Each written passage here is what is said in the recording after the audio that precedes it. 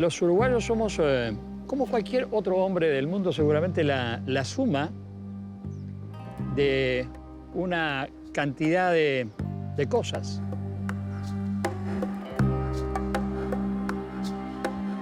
Desde hace mucho nos identifican, entre otras frases, con una que dice que aquí en Uruguay, naides es más que naides. O tal vez sea la expresión de un deseo. Por tanto, ese sentido de que tenemos que tener todas oportunidades y ser iguales nos viene como en el alma también.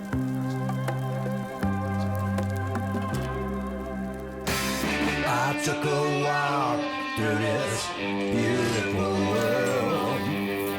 Felt the cool rain on my shoulder. Found something good in this beautiful world. I felt the rain getting colder. Sha-la-la-la-la, sha-la-la-la-la-la, sha-la-la-la-la, sha-la-la-la-la.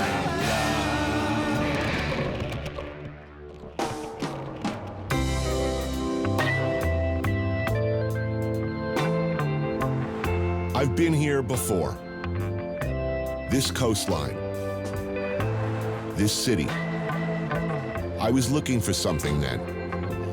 But instead, I found this. Uruguay. The tiny, underappreciated South American country tucked between Argentina and Brazil. Only 3 million people live here. Half of them in the capital city of Montevideo. I love this city. I love this country. I mean, there's a vibe here that just, it's unlike any other place on the continent. It's the opposite of New York in a lot of ways. Like, people aren't pushy here, you know. In New York, everybody's like sort of hungry and pushing and moving. Here is extremely laid back. The only competition is soccer. That's the only time that you get competitive, and it gets extreme. Ignacio Matos is the chef-owner of 3 very successful restaurants in New York City: Estela, Cafe Altro Paradiso, and Flora Bar. He's been a New Yorker for the past 12 years, but he comes from here. Uruguay is a pretty chill and relaxed place where you just can disconnect from everything. For me, it's a melting pot. It's mostly Spanish and Italian immigrant food. Bar Arocena in Montevideo's Carrasco neighborhood specializes in Uruguay's unofficial national sandwich, the legendary cevito. 24 hours a day, 7 days a week since 1923. A prince, a king, a gargantua among sandwiches, this terror-inspiring heap of protein is built out of steak, ham, bacon, cheese, hard-boiled egg, mayo, and garnishes. That's like a perfect sandwich. Now, last time I was here, I have to admit that after about 6 days, I would have killed somebody for a vegetable. I mean, I didn't see the single... You're gonna feel like that very soon.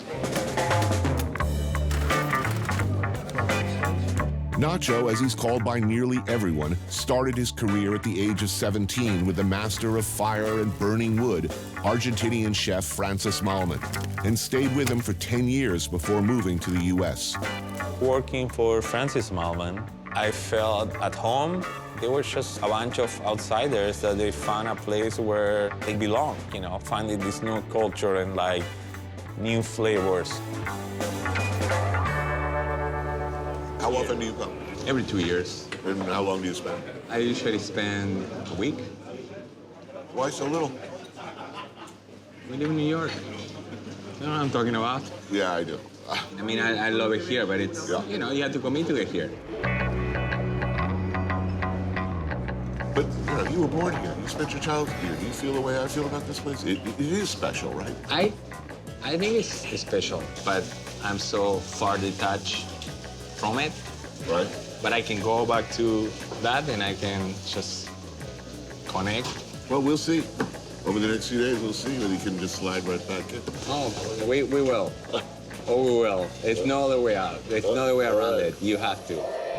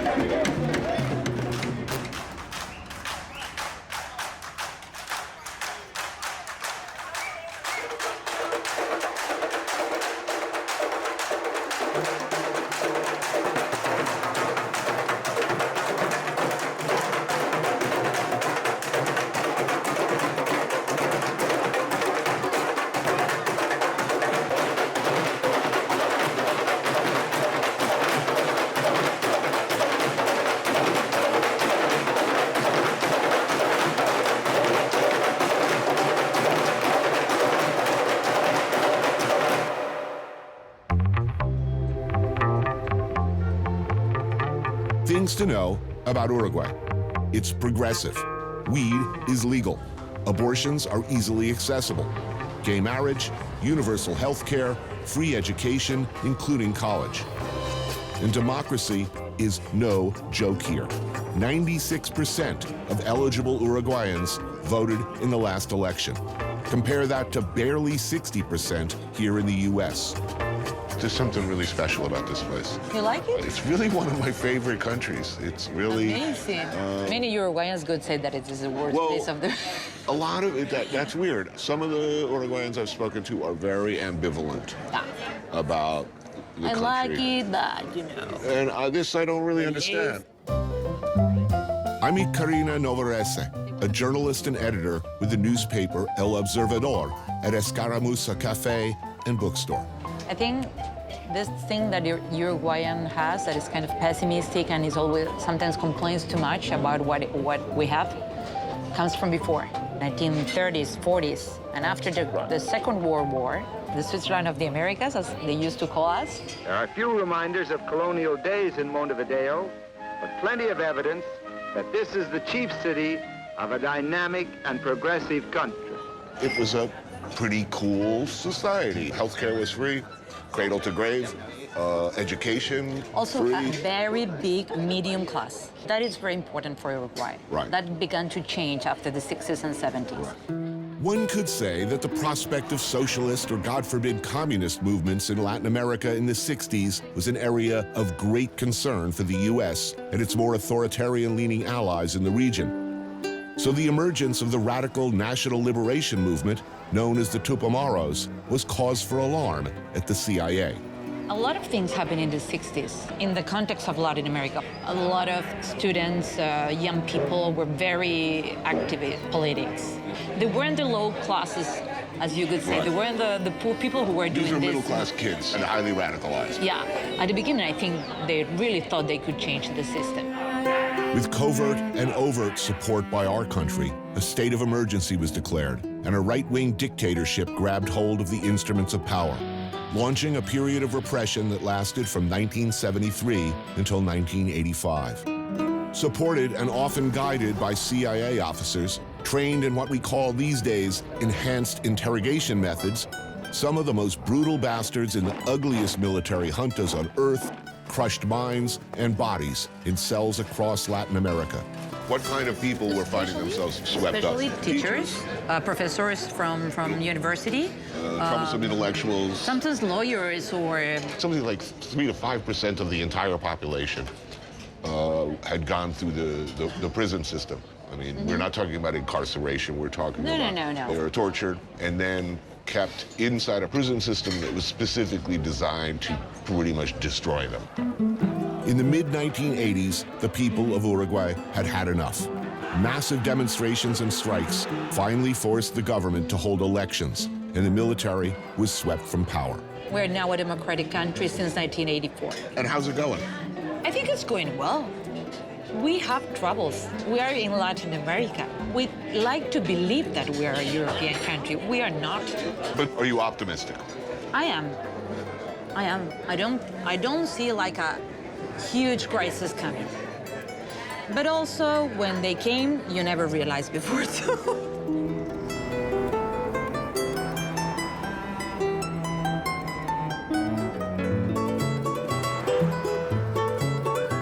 When people think of this often overlooked little country, if they think of it at all, they tend to think of it patronizingly as Argentina's little brother. Not so. And that attitude pushes people here to think of themselves in many ways as existentially in opposition to their bigger, louder neighbor. Where were you born? You from Montevideo? No, I'm from Argentina. Is it a big difference culturally, Argentina, Uruguay? Here, if you're a little bit courageous, then you made it, you know? It's a thing here. Like, to be flashy, it's a thing. To be successful, it's not something that You it's gotta do well requirements. seen. There's a say, quédate en la chiquita, it means stay in the small thing, you know? Right. Quédate en la chiquita. It's something that defines Right. Uruguay in a way. Lucia Soria is the chef and owner of Jacinto in Montevideo's old city. She worked with Nacho back in the Malman years. What was it like for a woman working in the restaurant industry in the early 2000s? I was very lucky because Francis, he had like this army of women, no, around him. You were surrounded by women from the beginning. Yes. Is that an unusual situation in Uruguay, do you think? I mean, Not asking you, man. You're a man. I'm asking you. oh, it's not like a woman. The food here takes its cues from Spain and Italy. Homemade gnocchi with mushrooms and pumpkin. Prawns with avocado, apple, and wasabi. Beef tartare with quail egg. So when you were first planning the menu for this place and thinking about the concept, Yeah. what inspired you? I wanted to have like a small restaurant, but that you could have a very nice everything, but small, you know? One fish, Right. very nice, and a lot of vegetables, you know? Right, this is the most vegetables I've ever seen in this country Yeah. all at one time. We're all driven people at this table. You know, Yeah. you went all the way to New York. You have how many restaurants in New York now? Just one? Two? Three. Three. Nice number, man. You're not lazy. No, Just a little dumb. you could have 7. I'm gonna guess you're like this Yeah, too. We're all yeah. driven people. So where is your happy place? Well, I got married on Saturday. This past Saturday? Yes.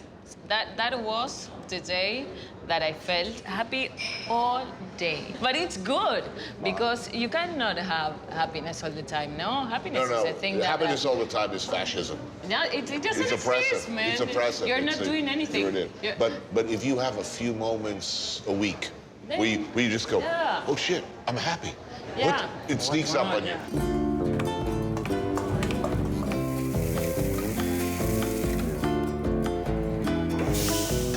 Which is more satisfying, eating a good meal Yeah. or cooking a good meal for somebody you really care about? I think eating. I actually enjoy both, but I don't want to hear anything. I don't want you to talk to me. I just want to see your expression, like seeing you're connecting without having to have a dialogue about it. I'm not sure. I'm cooking for customers. That's a different experience. Making an omelet for someone, In the morning, after, just saying, yeah. it's really the best. The guy that I married, I was with him for the first time. And I cooked 3 eggs, 2 asparagus, and 5 cherry tomatoes with my heart. And we had this small but very beautiful breakfast, brunch, lunch. It's the best thing ever. You're gonna make me cry. You know? You're gonna make me cry. There's some basic urge that made all of us at this table wanna cook. Yeah. There is a desire to say something you can't say, to nurture. So basic, and it's so beautiful that it's so basic.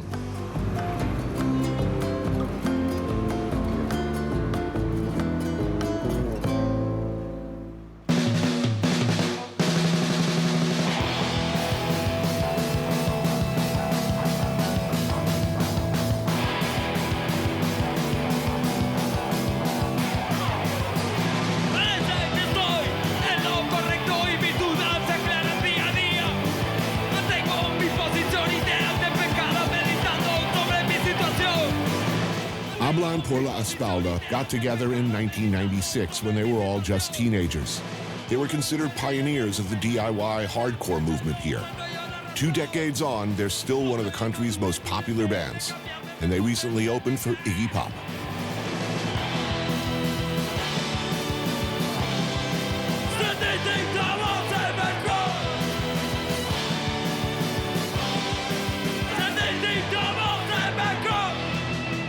Right, so what does everybody do here? What do you do?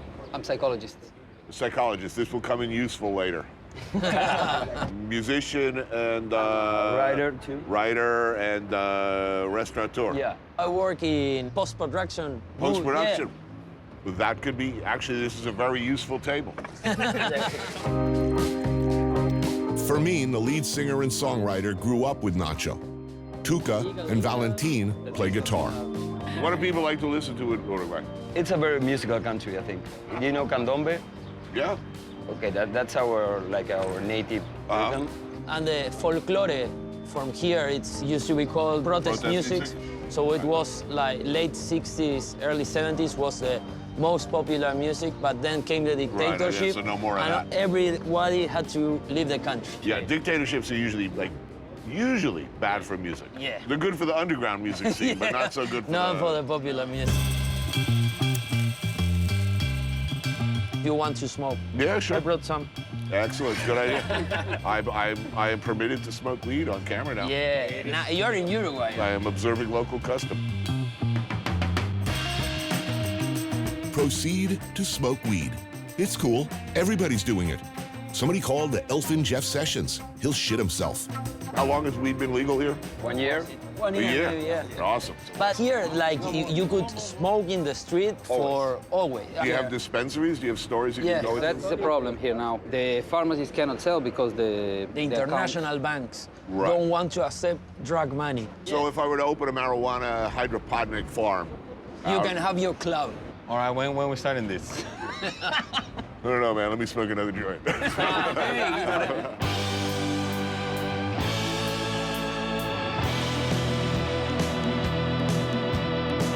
La casa se prendió fuego, las paredes ardieron, el fantasma de nuestro amor me visitó en los sueños. What to do next? Pizza and beers, yo, at Bar Las Flores. So here's an interesting question. What is the national pathology of Uruguay? This is the envy from... Envy. Yes, Uruguayan are very envied. You always envy, like, I cannot envy a very big guitar player. I cannot envy Paco de Lucia. I will envy this kind of guitarist who plays almost like me, just a little better. Just a little Just better. a little better. Yeah. The envy is between brothers. Right. Is this a destructive envy? The Uruguayans want other Uruguayans to succeed. As long as they're far enough. Yeah. Not my neighborhood. Not in my neighborhood.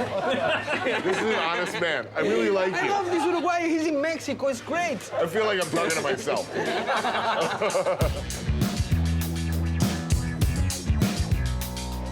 The pizza here is a bizarro stoner hybrid topped with thin chickpea flatbread.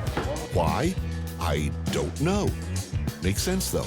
The one on top there is a faina. You should put faina on top of a pizza mozzarella. Really?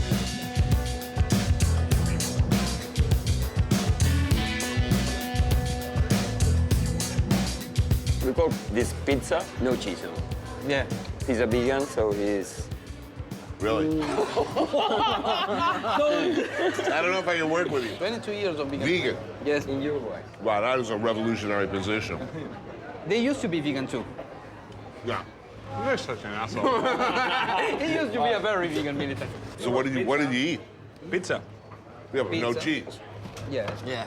And this is on health grounds, or you hate to hurt animals?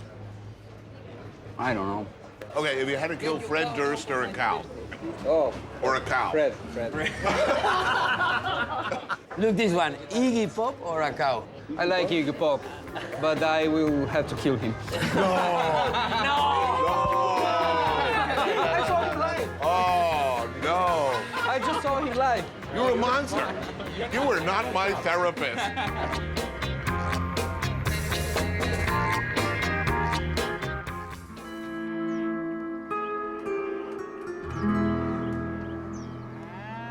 El país que come más carne en el mundo es Uruguay. Cuando los españoles desembarcaron en Uruguay, que dejaron 7.000 cabezas de ganado y a los 10 años se multiplicó en 70.000.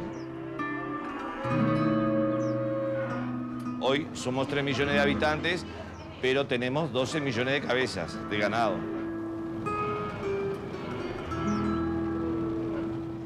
Ya decidimos que era un país carnicero, que íbamos a comer carne.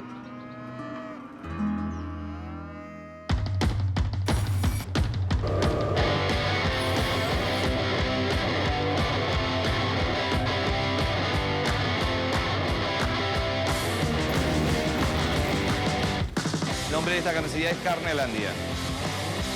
Al igual que Disneylandia, nosotros pusimos Carnelandia.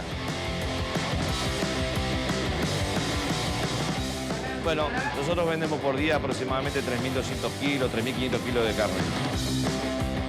Bueno, acá vendemos mucha carne envasada al vacío, hecho muchas pulpas, asado, picada, mucha carne de cerdo, bondiola, jamón, carré, chinchulines, molleja, chotos, pollo, pulpón, etcétera, etcétera, etcétera. País Uruguay, cuando festejamos nos falta el asado.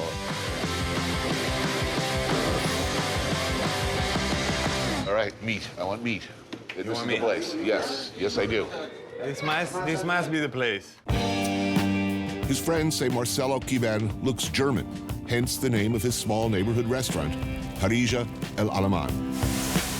The beating heart of the place is, of course, the parrilla, a grill where dripping meats of many kinds are slowly cooked over glowing wood coals. Why is this an Uruguayan thing? Why here? I mean, I know you're a cattle country. I think the first settlers, when they came in, they realized it was nothing else but raising cattle, and they let it grow wild, and they overpopulated.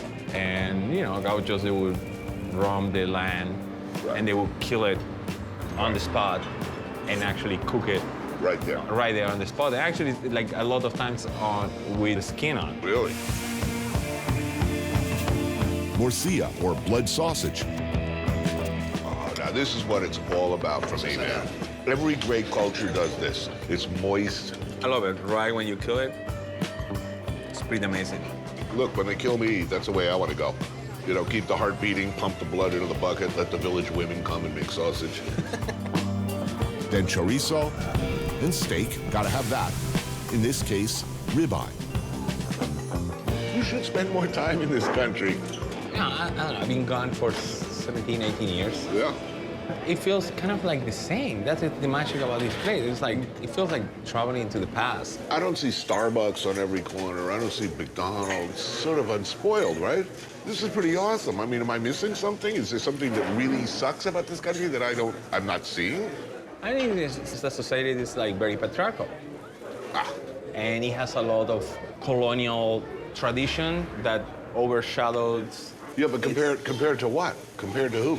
Who's doing really great in that department? Denmark? It's like the happiest country on earth. I hate happy. I mean, you want to be surrounded by happy people? Do you notice how melancholic this place it is? And nostalgic? It's like you walk on the street and you just like feel it.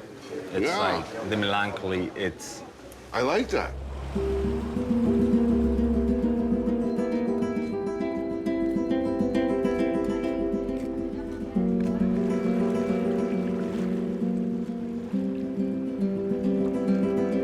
Nacho Matos grew up about 45 minutes north of the capital in Santa Lucia, a small town of 16,000 people surrounded by farmland and cattle and sheep ranches. I think as a childhood, it was an incredible place to grow up. You know, like escaping and going fishing on the river, and it's pretty safe, you know, like the doors were always open. But I didn't feel like I fit it at all. And I needed to find a place and a way to express myself.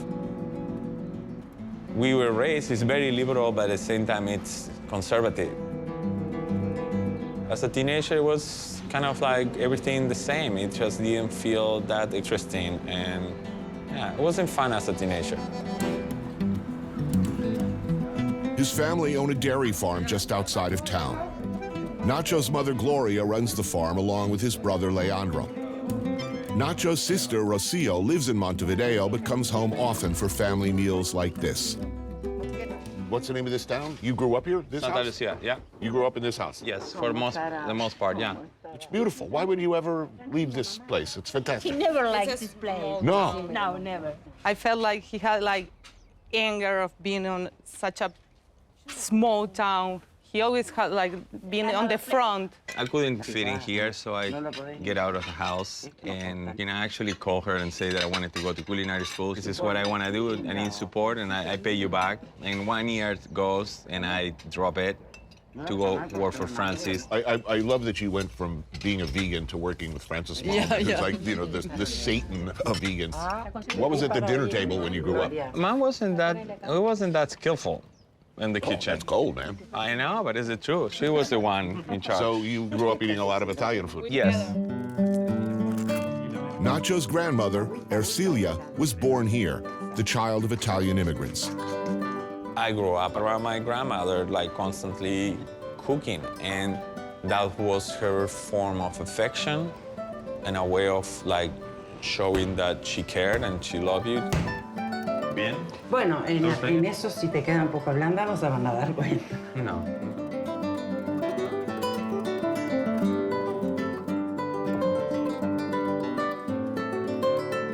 Her tuco, her version of Sunday gravy, is made from pancetta, cured pork ribs, and hunks of beef simmered for hours. ¿Orégano le echás? Sí, después. ¿Desde cuándo? ¿Siempre orégano? Siempre los tucos llevan. There's also matambre, a local specialty of rolled stuffed beef served alongside Russian salad. So when did you start cooking? I think it was like my mom get divorced, and I realized that she needed help, and I started cooking as a way of support. Then I decided to become vegan, and she was like, she threw the towel, and I was like, and she stopped cooking for us. Right. So I started taking the initiative and started cooking. Well, you had to because you were the only vegan in all of Uruguay.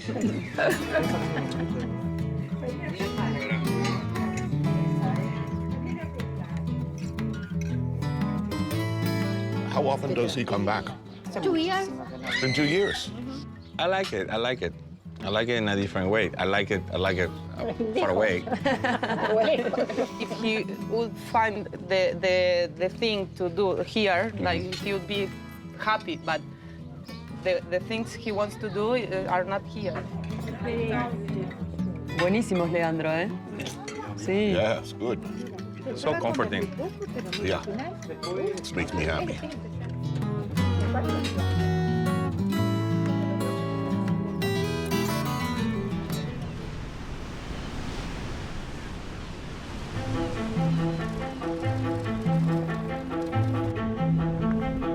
Bueno, cuando salimos en kayak depende de los días, los vientos como estén, se pesca mucho por el viento acá.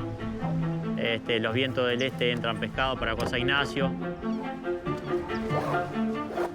No había registro de pescadores en kayak acá en Uruguay y bueno, tratamos de inventar y de buscar una estrategia para hacer esto y bueno, poco a poco lo hemos ido mejorando.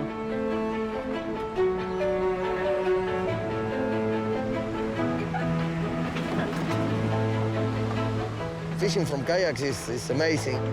First of all, it's easy, really easy. You don't need any motor, nothing. You just bring the kayak to the shore and paddle in.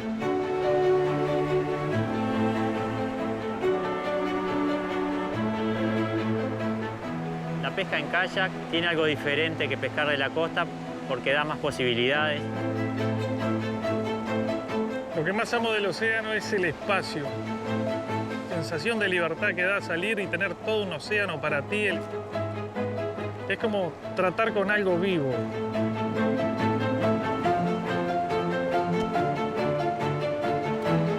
Este es uno de los mejores lugares de pesca. Es la mejor geografía que conozco. He viajado por el mundo y la verdad que cada día que vengo acá me enamoro de este lugar.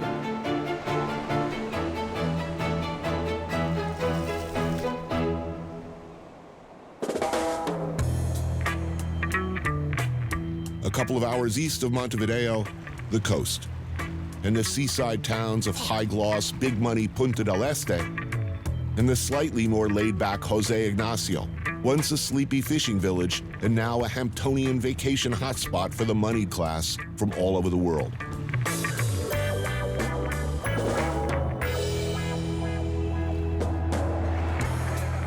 Cantina del Vigía, thankfully, is open in the off-season.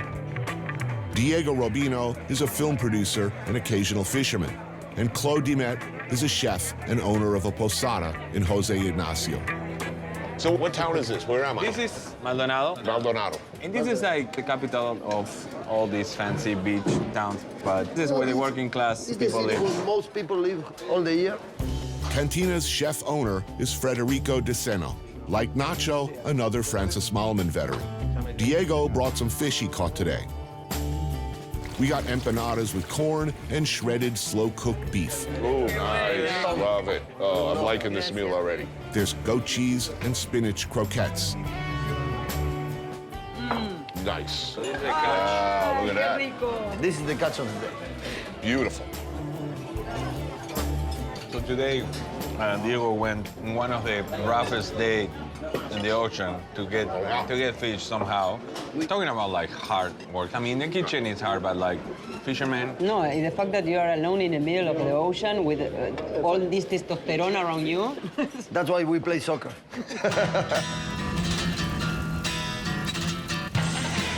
There are 2 wood-fired ovens producing this thing, provoletta, a beautiful slab of cheese which puffs up and inflates in the heat. Wow. Whoa, this is the cheese. History, this is the cheese. Normally, if you are doing a grill with friends, this is the only thing you will get that is not meat. Whole roasted suckling wild boar.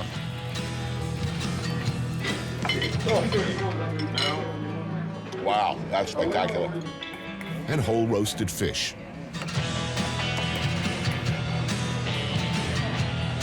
Whoa. Fish. Wow.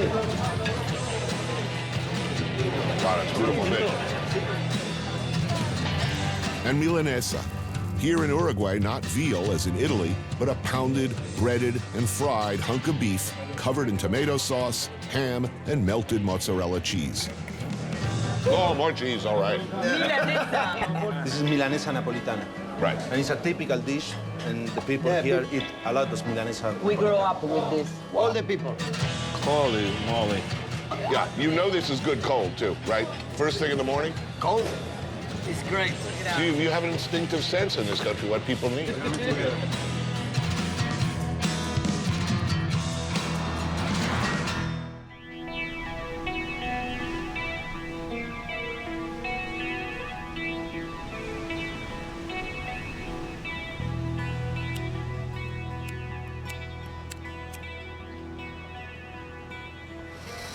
How much you love in Uruguay? You still loving it, or you changed your mind? I love it. It's beautiful. But laid back. You haven't changed your mind a little bit? No. Feel tense about anything. I smoke a little weed. I feel better. Yeah. I'm getting hungry, actually. Yeah, what's on the menu tonight? Got some quinoa, maybe some quinoa. I don't think it exists quinoa here. It might exist in some health store. I don't even know what it is. I don't know that I've ever had it. It's like I used to really like kale. I used to love kale, but now I don't want to eat it because You become pretty annoying. They're making like smoothies out of this shit. Guess- You're doing steak?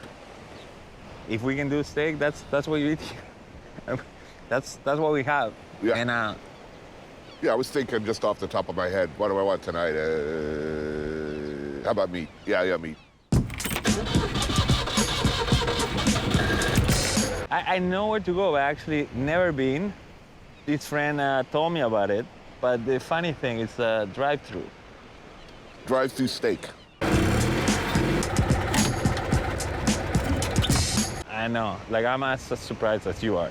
Cocktails? Do we get cocktails in the drive-through? I doubt, but I'm sure we can get some beer. All right, steak it is. Let's do it.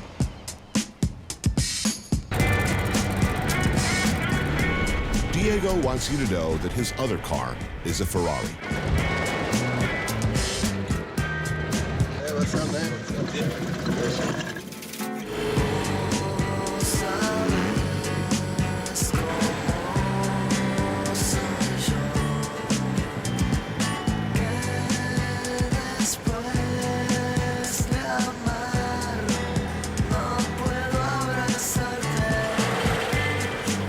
So far, it's working. I think they use this in the desert. Yeah, they're pretty common here, right? Like on the beach. Not good for winter. No.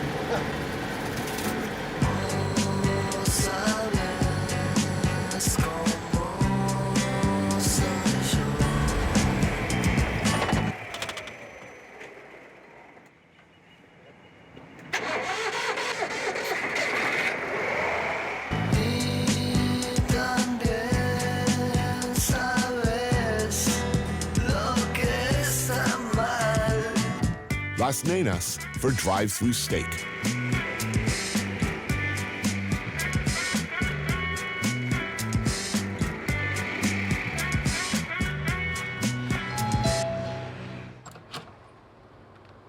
Hola, Las Nenas, buenas tardes. Hola, ¿qué tal? ¿Cómo estás? ¿Te puedo pedir un pedido de que sean 2 entrañas, un ojo de bife? Bárbaro. ¿A qué punto? Jugosa. Jugosa toda. Y unas papas y una morcilla. Y para ver, ¿beer o...? Cerveza. Ya, beer. Bárbaro. En la siguiente ventanilla le cobramos. Ok, gracias. Gracias a vos.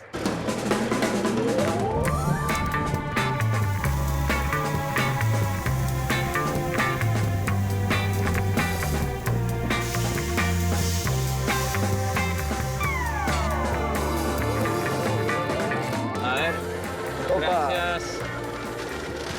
Cool. Did we have knives and forks somewhere? Inside of each box, they're Okay. there. Give me potatoes. Yeah, I got potatoes in there. Yeah, this could be a challenge. Hey, the meat's good. Should bring your own cutlery in there next time. Yeah.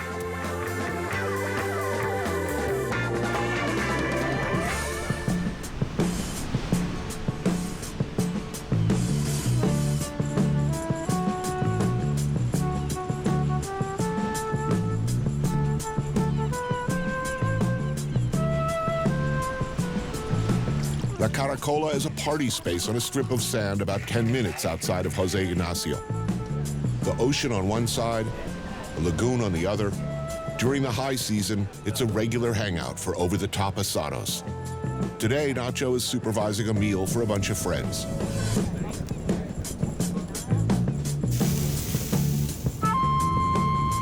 Hey, guys.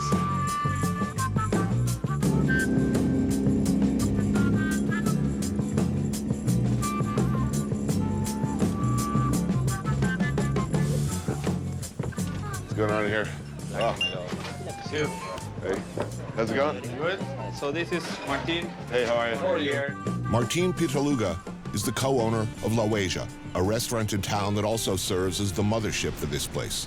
Right? Man, what a spot. You look at this. The weather is good? The weather is difficult, but it's beautiful. You stay the whole day. You know, you arrive at 2 o'clock and you leave at 9. Nice. So, Jefe, what's cooking? So it's one of the spots on the fire oven. Wow, look at the whole fish baked in salt. Yes.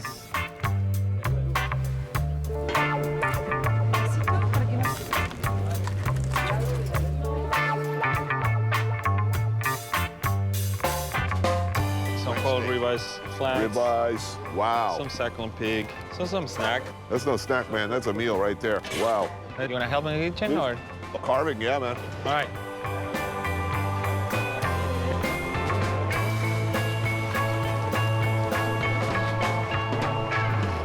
Everybody's here. Fermin, the guys from the band, Lucia, Federico, Diego, and it's time to eat.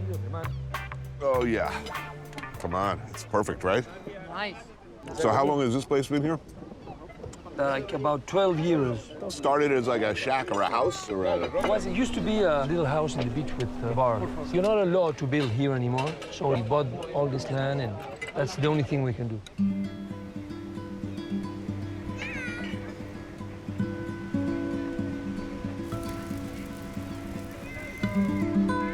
And the food is delicious. Yeah. Well, look at us out here on a sandbar, middle of nowhere, eating like gods. But this is what I love about Uruguay, no? So then you suddenly take a drive, even like 1 hour and a half, And you're someplace different. in a different world. Good to see. I mean, it's really exciting here. I love it here. Every day he asks me, "You sure?" Hold on. Every day. Do you really love it, Tony? Every day. Do you really? He says this every day. Every day. Me parece que el Uruguay y los uruguayos todavía tenemos tamaño humano. Y estamos, me parece, que apostando a que uno se podrá desarrollar y ser mejor, pero me parece que queremos ser nosotros. Y ser nosotros es ser gente tranquila, que disfruta de un mate, de un fuego, y sobre todas las cosas de tener mucho tiempo para hablar y mucho tiempo para los amigos. Sí, eso es una característica bien de los uruguayos.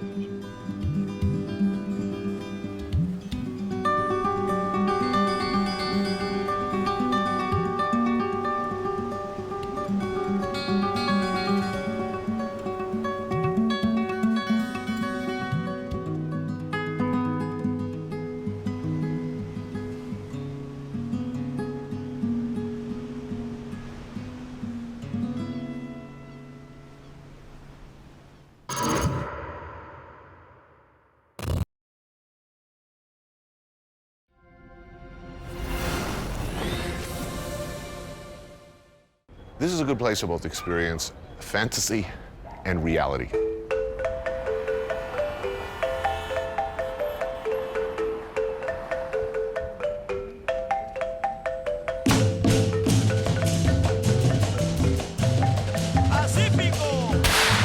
Beer, explosives, and food? Can't beat that.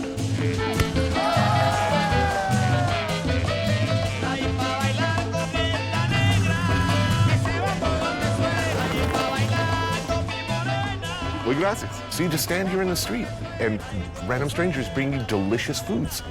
This is a great country. I took a walk through this beautiful world. Felt the cool rain on my shoulder. Found something good in this beautiful world. I felt the rain getting colder. Sha la la la la, sha la la la la la, sha la la la la, sha la la la la la.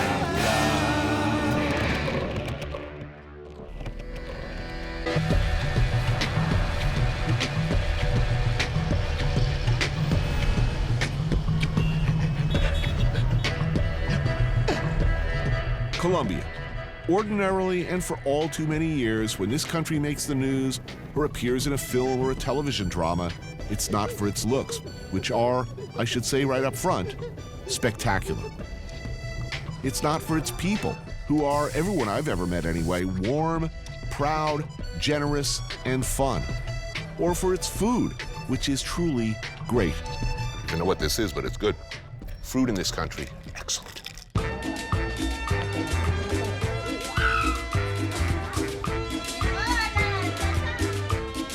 I'm no stranger to this place. Generally speaking, it's a particularly vibrant mix of Spanish, European, Afro-Caribbean, and indigenous people. These are deep waters, my friends, that no news story or episode of Miami Vice has ever come close to navigating. It is and always has been a fiercely, fiercely proud country, and its people yearn to see international coverage of something other than cocaine and violence. But that isn't a legacy that's easy to ignore. Its decades of civil unrest have left vast swaths of Colombia relatively unknown, even to its own citizens. To reach a place previously considered a no-go area, I'll fly out of an airport in Villavicencio, 45 miles southeast of the capital city of Bogota. On first inspection, this is an airplane boneyard, where unwanted props from romancing the stone corrode artfully. But in reality, this sleepy hangar is an important gateway to the more impenetrable parts of the country.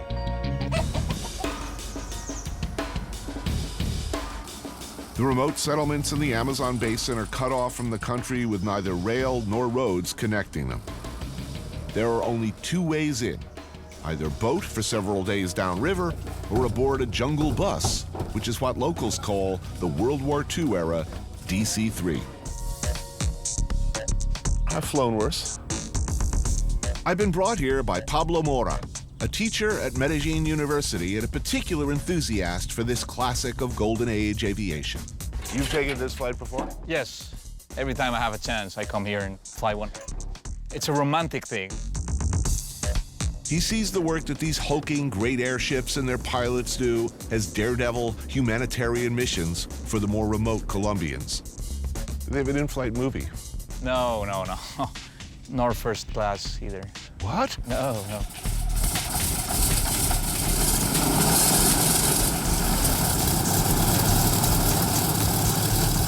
The planes travel with their own mechanic to cobble together anything that might go wrong, and stuff can go wrong.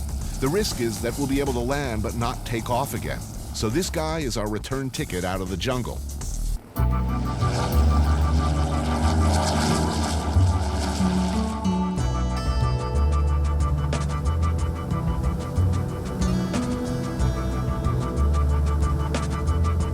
Our captain is Joaquin San Clemente, something of a legend in these parts, and his co-pilot, Captain Constanza Reyes.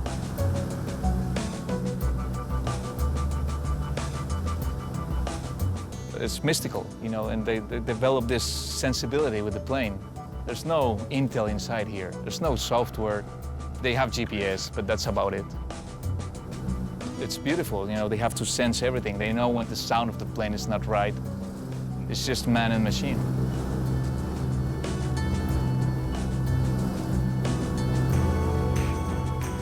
The weather is the big unknown around here. It's changeable enough to ground planes in remote places if they hang around for too long.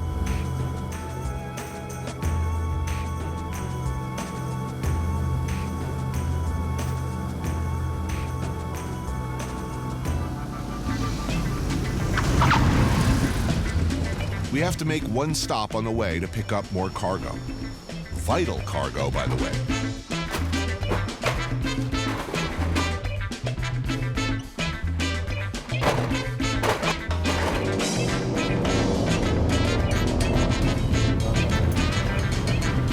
The land we're passing over is beautiful and lush, but the life for those below has been anything but.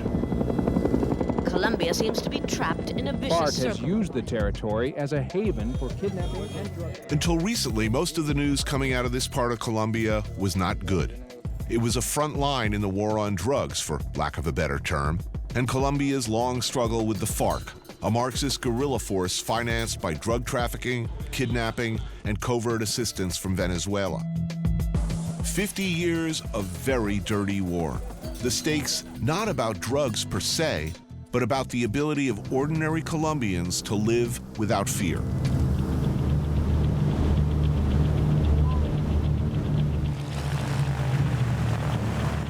We land in the jungle outpost of Miraflores in the southern province of Guajira in the Amazonian Forest Reserve.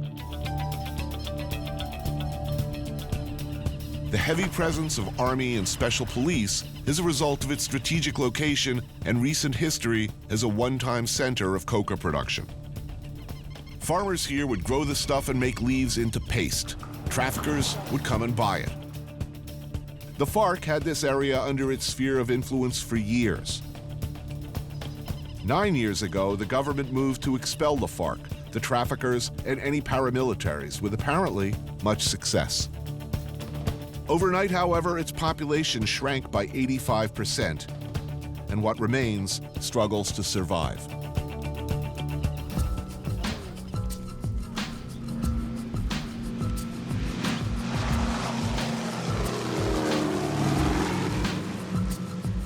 So the people here, you're telling me either were born here, or? Most of the people came from elsewhere. At the beginning, in the 1950s and 60s, they were escaping from the violence, from the political violence between the two parties in Colombia. So if you were having problems in the city or in wherever you were from, you came out here? Yeah. So what did you do for a living out here? Cattle and doing some agriculture. And after that, the drug trade began, and everything with with the coca plantations. And this climate's good for it? Yeah, it's very good. And since 1999, there was no police or army force here, so it was just occupied by the FARC. And then by the paramilitaries who tried to... Yeah. So that's when the real violence began. So really, the problems in this country pre-existed the drug trade. What we say here is that the drug trade just made everything work. There's no judge here, there's few institutions here. Right. Basically, you know that the state is here just because the army is here. So I think here we're gonna make the major. Oh, yeah. Anthony, this is the major. Julio Cesar Gonzalez is the current mayor of Miraflores, which has seen much better and much worse days. So how many people live in this town? Around 1,500, 2,000 in the municipality. The FARC were in Miraflores for 20 years, and they were the central authority here. If you're running a subsistence farm growing plantains and not much else, you're not eating particularly well, you're not particularly happy with the government, somebody comes along and offers you a nice machine gun and a cool scarf, yeah, especially if you're 15, 16 years old, that's a pretty attractive offer. Of course, it is. Even if they say you'll probably be dead by the time you're 25. It is. Come on. It is, and they offer you a salary. So what is the future of this town? Hay varios programas del Estado ahora con la creación del DPS, Departamento para la Prosperidad Social, una que llama Jóvenes en Acción, que les apoya con estudio. They're providing free education, and but there's a lot of potential in biodiversity and ecotourism as well. What a lot of people say is, without the customer, there's no cocaine trade and there's no violence, right? So if the United States and Europe start buying cocaine, that's so impossible that I can't think about it, about the situation where the demand is not going to be there. But the demand in the States is down 40%. As long as there is a market, there will be people ready to do it. The United States spends how many billions of dollars a year paying for guns and uniforms, training, etc. Where should they be spending it? I would say that the help is very important, but more important is to end the war on drugs. It's just, it doesn't work.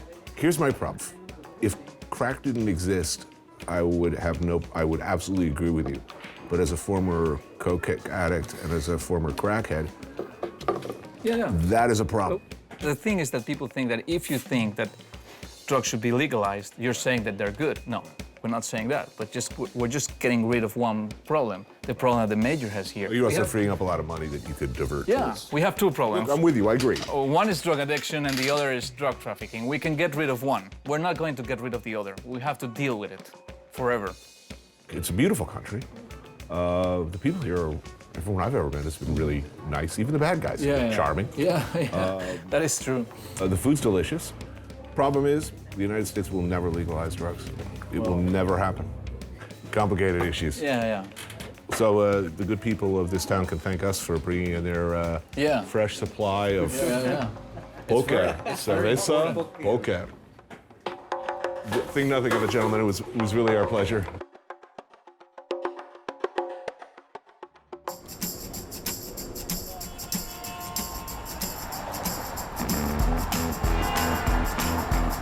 Bogota, the country's capital, and an almost 2-mile-high city with new, lofty food ambitions, where previously a restaurant scene didn't really exist.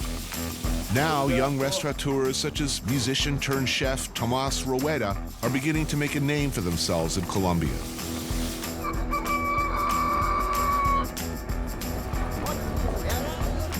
Stop, please. This is Palo Quemao. This is one of the biggest markets in Bogota. I love this place. It's very beautiful, the colors. My mom come here to buy flowers, my grandma also. Did I mention that this city is over 8,000 feet up? Hence the altitude sickness I'm feeling. Not good. Tomás comes here a few times a week for an early breakfast, which I'm hoping will make me feel better. Palo Quemado Market has been running in one form or another since the 1940s. This place is huge. Want some juice? Yeah, what do you have? I love it, orange juice with carrot.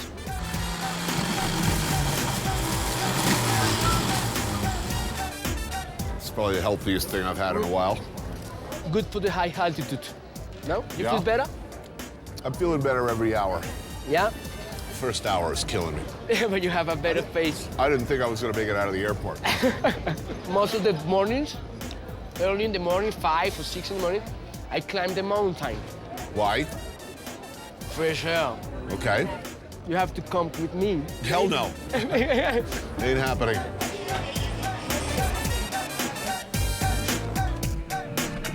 You wanna taste some arepa?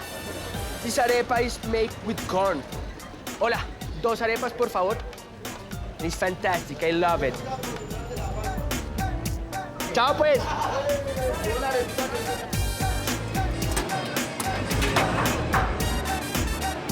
Tucked away in the back corner of the fish market is a place that serves breakfast to the market's workers and shoppers. We're talking beef short ribs simmered in an oily broth with potatoes, salt, and scallions. Tomas swears by this stuff, a traditional breakfast soup from the Andean region. There we go. There's one. Ah, te tengo. It's okay. Gracias. Do you like chile? I do. Gracias. Sí, el ajicito nada más. Yeah, now we're talking. This is perfect when you have a good party last night. I was just going to say, this is hangover food. Perfect. I know hangover food well, and this is good. It's a nice hunk of meat in there. Yeah. Good broth. Yes. Stock, it's good. So what's this dish called? Beef stock, caldo de costilla. Broth of rib broth. Yeah, it's a rib. Yeah. Yes. With potato, of course. Everything with potato. Caldo de costilla con papas. Costilla, exacto. Very good Spanish. I don't speak Spanish, I speak a little Mexican.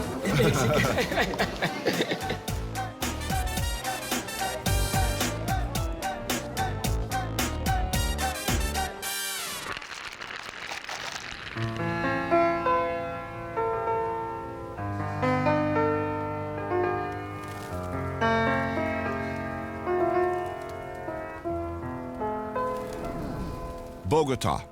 Back in the 90s, a very dangerous and violent place to be. Today, not so much. Today, in my repeated experiences here, kind of awesome. La Candelaria is the recently renovated Old City, where I meet up with Hector Abad, distinguished author and one of the most important and supremely talented writers in Latin America. Hector's recent work, a memoir called Oblivion, is about his father, who was killed for his outspoken attempts to change things for the better. So, first of all, where are we? Puerta Falsa. This is a place where many Bogotanos come to eat something in the middle of the morning or in the middle of the afternoon. The tamales here are made with chicken and pork belly, combined with vegetables, rice, and masa, wrapped in a banana leaf and slow-cooked for hours. This place has been serving chocolate completo to the politicians of nearby Plaza Bolivar for a couple of 100 years. Here are the tamales. It's beautiful. It is a thing of beauty, isn't it? Let's see if it is like my mother's. Oh, well, that's a high standard. I suppose it is not. I was just in Miraflores yesterday. Yes. What economy there was entirely drug-based economy. I mean, now the drugs are gone, there is no economy. It's a ghost town. It's a military and people sitting there staring at the space waiting for the beer to arrive, best I can understand. Tell me something hopeful. I think we are becoming more and more conscious that this past decades of violence have been absolutely useless, and that we have to change many things. So I think it's not as good as my mother's, I'm sorry. Well, it never is. If you remove cocaine from the equation, if you remove the drug trade as a financial engine, you would still have serious divisions over ideology here. Is that improving? Things are changing in a good direction, but very slowly, I think. You know, 10 years ago in Medellin, they killed 7,500 people every year. And 3 years ago, this number came to 700 people killed in Medellin in the year. So the situation changed. Right. I have only questions. I have no answers. I'm so sorry. If I were the president, I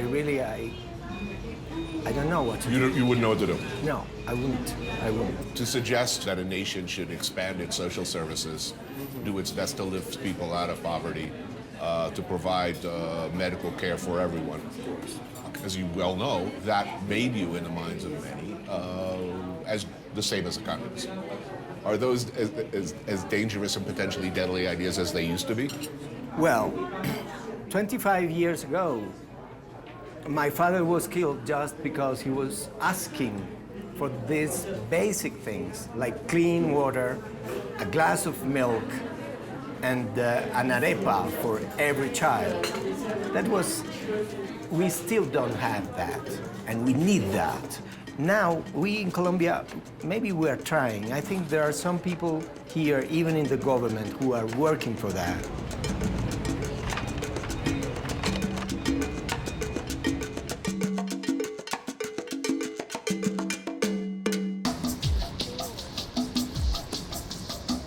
Bogota is the largest city in Colombia and the economic heart of the country. About a fifth of the population lives here, many of them very well, but some not so well. It's a city with a marked north-south divide. Chef Tomas Rueda's Tabula and Donostia restaurants sit side by side in the Macarena neighborhood, where the city center meets the north.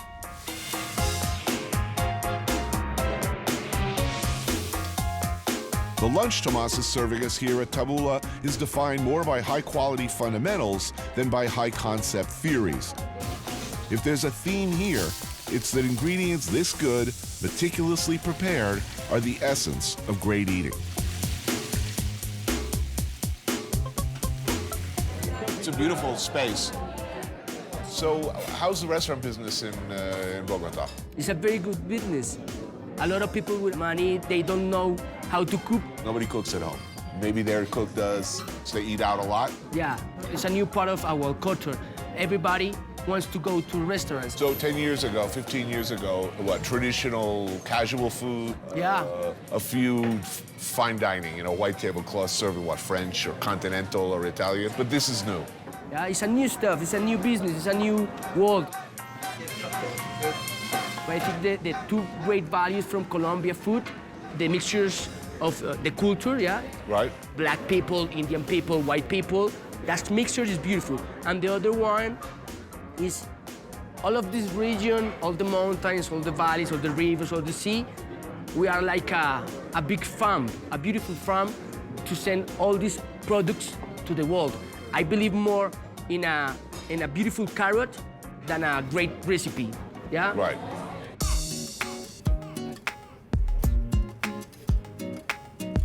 This one is a crab salad. Right. And this one is a homemade pasta.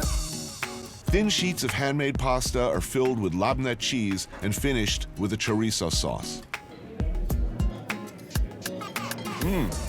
So you used to be in a band. You used to be a musician. Yeah, right? I'm still. Still. So what happened, man? How did you go from music to restaurants? Rock and roll don't give me money. Good. It's good, yeah, it's really good. Well, it's great that business is good because generally speaking, the only worse idea that I think I'll try to make a living making music is I think I'll make a living like opening a restaurant. I see why that's so popular. Good stuff. Thank you, Tony. Tomas's take on ossobuco uses beef shank instead of veal, which is braised overnight with vegetables, wine, and broth in a wood-fired oven. Oh, whoa! It's huge. Yes. Oh yeah. You don't need the knife, only with the spoon. You're right. Told you.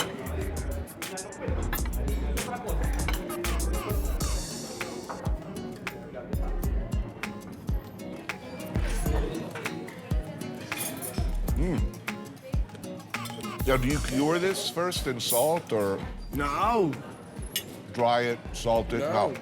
Just fresh into the... Yes. Delicious. So you're never getting this off your menu. You'll have to keep this on your menu forever, right? Forever. Yeah. Oh, the best part. Mama didn't raise no fool.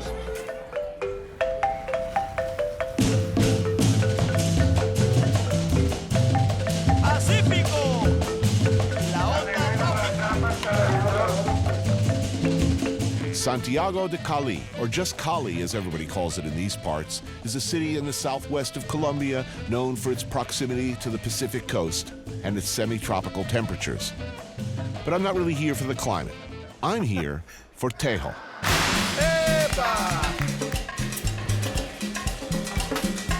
It involves alcohol and explosives. Colombian Mario Galeno, expat Will Holland, and their bandmates are to be my guides to this ancient and traditional Colombian sport.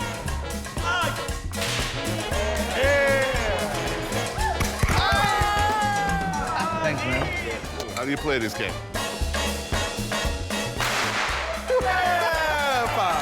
I guess that's how it's done. What do you call this object? El Tejo. El Tejo. Tejo. Hence the name of this. Exactly, Tejo.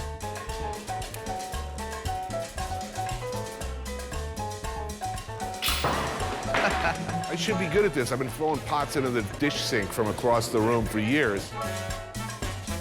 You win more points if you get it in the middle without hitting them. Oh. Yeah, so... Yeah, but that doesn't sound like any fun.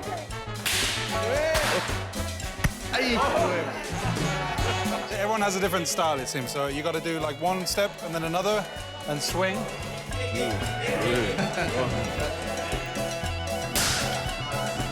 didn't think that style's gonna work for me. After some early success, it turns out we all pretty much suck at this. Not enough beer, that's my problem. Time to bring in some outside muscle. We're going to mix in now the experts. Ahí nos vamos turnando entre todos. Who am I with? I'm over here with these guys. Whoa! Por la ventana. See you on my team?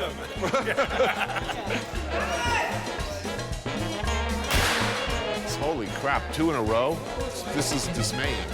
Oh, no, wait, one of those guys had to be on my team, right? So the guy in the white stripy shirt, his name is El Pollo Viejo, which is... The old chicken. The old chicken, yeah. Yes.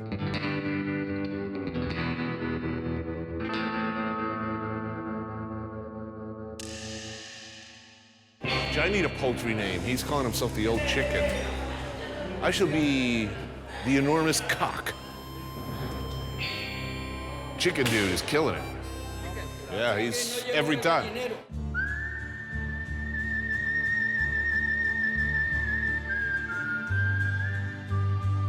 Must beat the chicken.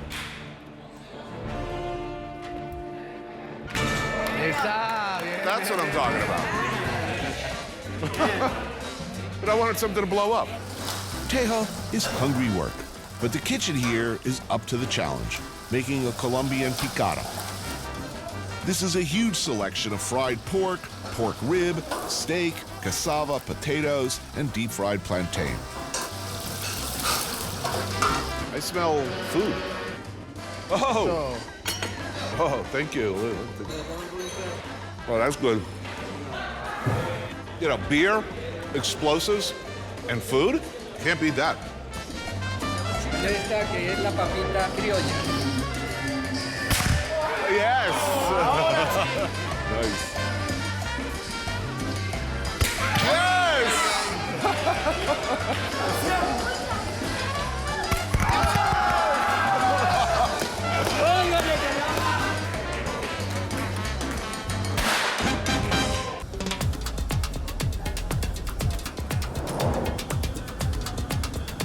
If Bogota is Colombia's financial heart, then Cali is its shaking hips.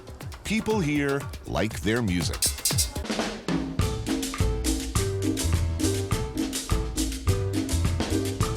My Tejo buddies, Mario and Will, are the founders of a collective called Onda Tropica. Their idea was to reinterpret the tropical music heritage of Colombia. What often sounds like salsa in style is actually cumbia.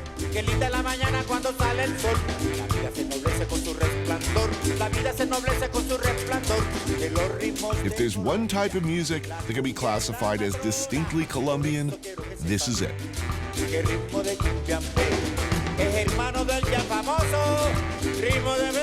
Cumbia draws on the music of the African, indigenous, and European mix that makes up the country. So Will and Mario created something a long way from the pop music that's a staple here. They brought together musicians who'd been famous on the cumbia scene in the 50s and 60s and matched them up with younger counterparts. As if the impressive amount of fried meat we ate at the Tejo courts wasn't enough, we go for dinner at one of the band's favorite spots. The recording that we made, which we did for 3 weeks in Medellin, had 42 musicians, so it was a big sort of ensemble.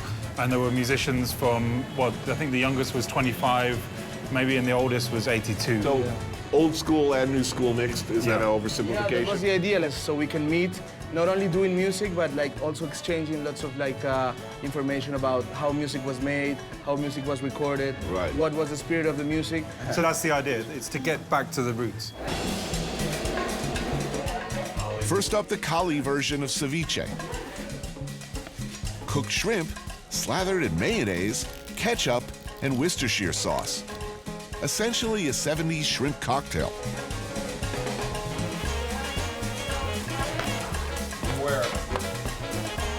Native to the mangroves of the Pacific coast, the piangua mollusk is a staple used in everything from tamales to stews. So it's rice and like a concha, some kind of the mollusk. It's not a clam. It's like a rock mollusk, pretty much. It's delicious. Wow. So this is like pelao, specifically from the Pacific. This is pargo rojo, like red snapper. Steamed shrimp. Oh, very cool. And some nice green tomatoes. You always find them, patacones everywhere. Patacones is... plantain, like the big plantain. With all of this food, you have to accompany it with some biche. Yeah, I'm learning that. It's the best way to just handle this. From cane sugar? Yeah, cane sugar, like homemade. Like a rural firewater. So I'm just gonna take one right now. So, what are your favorite places in Colombia? Colombia is like 5 countries in one. When you come to Colombia, you definitely have to go to some Pacifico experience. It either would be in Cali or go straight to the coast. You have to have like an Atlantic or Caribbean experience, Rio Hacha. You definitely have to have like a mountain experience, which would be like Medellin or Bogota. Right. Another would be like just go to the Amazon, like just go to the jungle and just check out what's going on there. So I'm planning a vacation. Yeah. Should I come to Colombia? Should I come to Cali? Most definitely, man. Like, you will find great music, great partying, great food, beautiful views, beautiful nature around. Yeah. Look, the country's beautiful. We know this, okay? But most Americans, they're afraid to come. Is Colombia any more dangerous for a tourist than Rio or Puerto Rico or... South Central? I mean, my impression is no. When you go to Rio, you don't wear a big watch, you don't wear an expensive suit, you don't behave like an idiot, and life is going to be good. Like, maybe I've been lucky, but I've never been either mugged or kidnapped or robbed. Most people will tell you that we had an amazing time. We heard some great music. We met some beautiful girls or guys. We drank some great drinks. And we just hung out and we went to the beach and it was great and we want to come back, I mean, there's a lot of heart here. People feel very, very deeply about things. It is the most welcoming country in Latin America that I've been. Salud, salud, salud, salud, salud.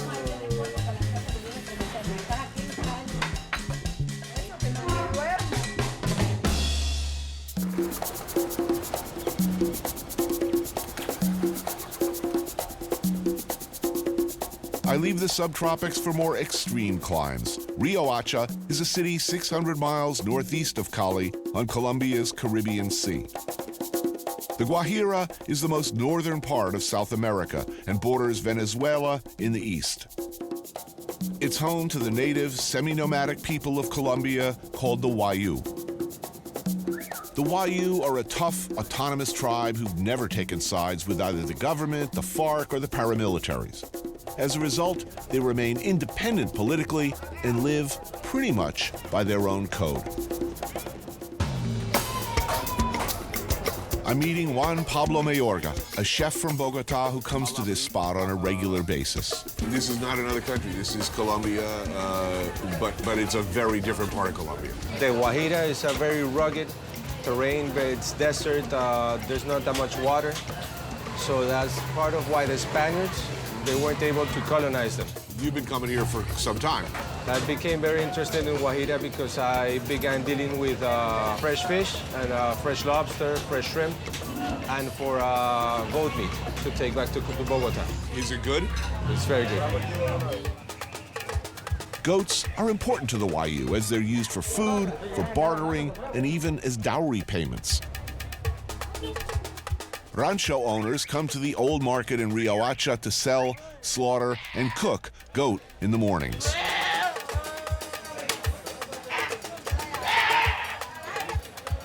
Today we're having frichi. Frichi is a traditional dish from the Wayuus. It consists of the tripes, the heart, the intestines, and the offal of the goat. So it's pretty fresh because they slaughter them back here. And this is where the Wayuu women cook it. So this is really fresh and traditional. So this is breakfast? This is breakfast for them. The frichi.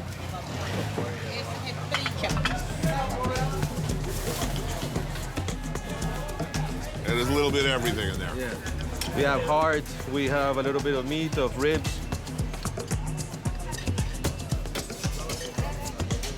Now, and it's interesting because this one, it's for breakfast and it's almost done where they slaughter. They have to eat this fresh. Fresh, this is delicious. Not fresh, this would not be so good. No. This is where I say something that takes us seamlessly from a discussion about fresh meat to me hauling my aging carcass onto an ATV, Sugar Bear style.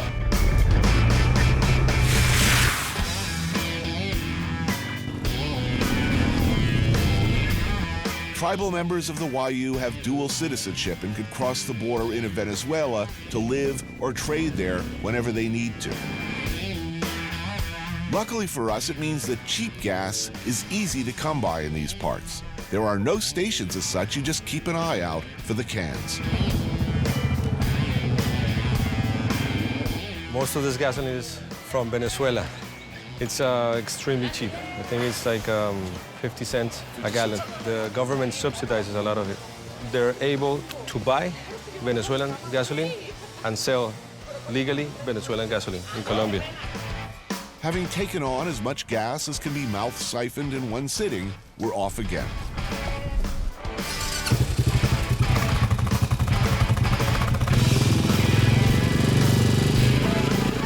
Let me set the scene. It's hot out here, desert hot, and we plan to ride 3 hours along the coast to our lunch spot.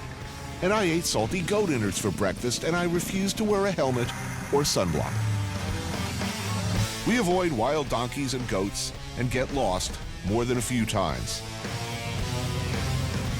So a little heat stroke leads to a lot of horsing around, and we decide to open these puppies up.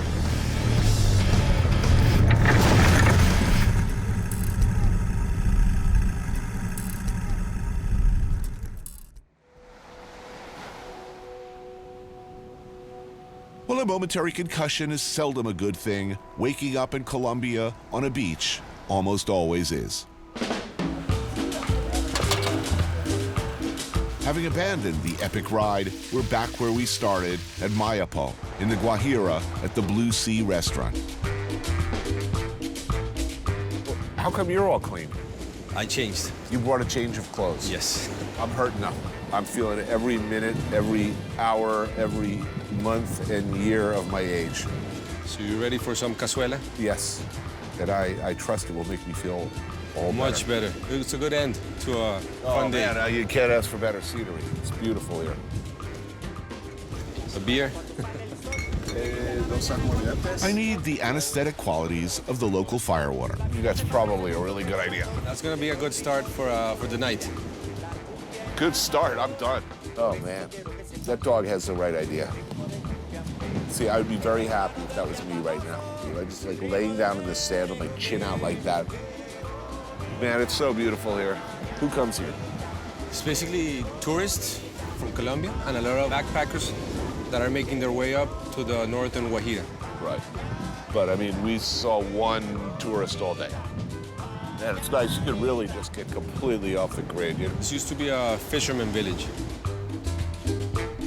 There are definitely worse places to eat seafood than beachside in a fishing village. And the strength of this stew, cazuela de mariscos, lies in the variety of fish available. It's basically like a fish chowder, right? Made with shrimp, clams, right? Chipi chipi, which is a small kind of clam, lobster, fish, yeah, conch. Oh, I need it bad. Very clear sky for the Caribbean. Oh yeah. Oh man, it's always accompanied by lemon, coconut rice, and plantain. Some hot sauce in there.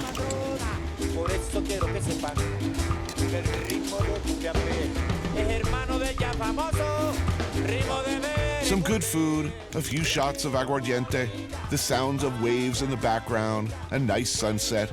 These are things, in my experience, that will set most things right. Thank you to Guajira. To Guajira and Colombia. Salud, cheers.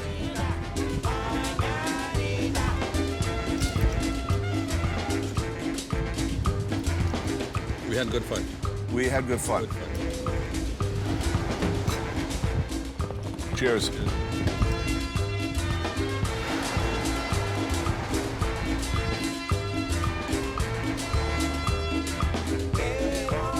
I always find Colombia encouraging. They face problems more extreme and seemingly more intractable than many of us can imagine. And yet, every time I come here, it gets better. Don't get me wrong. Problems, serious problems, remain, which is particularly heartbreaking in a country so beautiful, so generous, so proud, so eager to love and be loved back. I come back to my own country from Colombia and I think, if they can fix that, if they can make things better, then surely there's nothing we can't do. For now, however, I'll settle for fixing my headache. That hurt.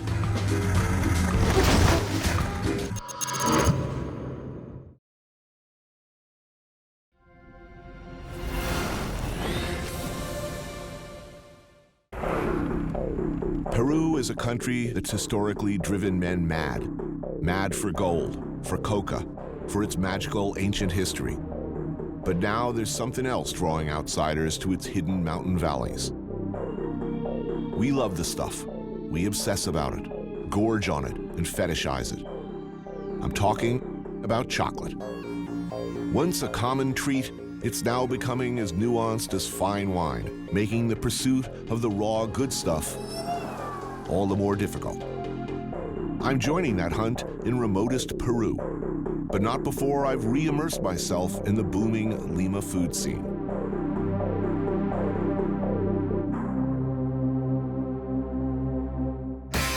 I took a walk through this beautiful world, felt the cool rain on my shoulder, found something good in this beautiful world.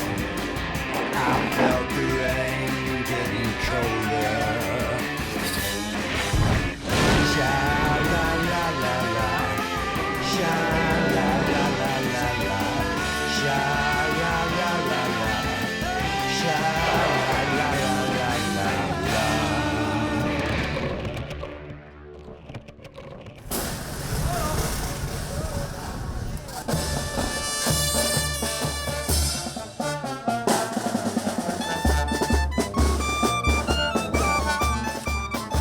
I'm in Peru with this guy, Eric Repair.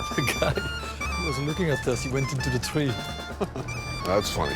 Chef of the world-famous restaurant Le Bernardin in New York, to look at where chocolate comes from, particularly our chocolate, a very expensive, limited-run designer chocolate bar business that Eric got me into last year.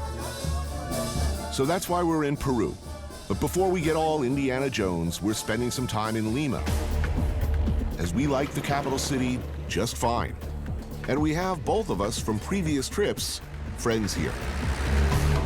Lima is the cultural hub and culinary capital of a country that has exploded in the last decade with scores of world-class chefs, cooks, and restaurants. It has long been considered to be one of the best food scenes in all of South America. Let's do it. How far away is the house? That's it. So, yeah, 5 minutes. One of our friends here is chef-restaurateur Coque Ocio. He's one of the best, most successful chefs in the country. His family are something of a beloved culinary dynasty in Peru, and Pucusana, a small fishing village about an hour south of Lima, is where they spend their weekends.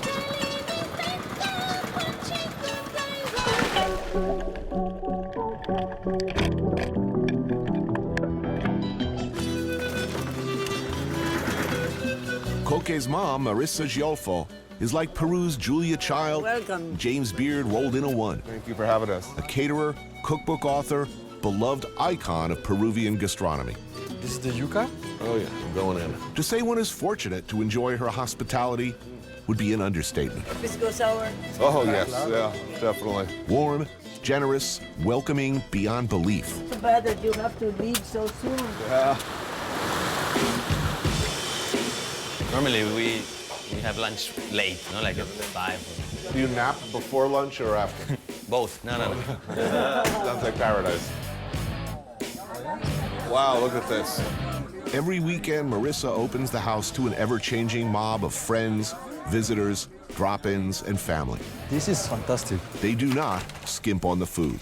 Delicious, delicious things pour out of the kitchen. Wow. A torrent, a deluge of traditional Peruvian favorites. This is a cow salad with crab meat, the yellow potato, and avocado. We love avocado. Causa de cangrejo is like a terrine of crab meat, eggs, avocado, and mashed yellow potatoes. Okay.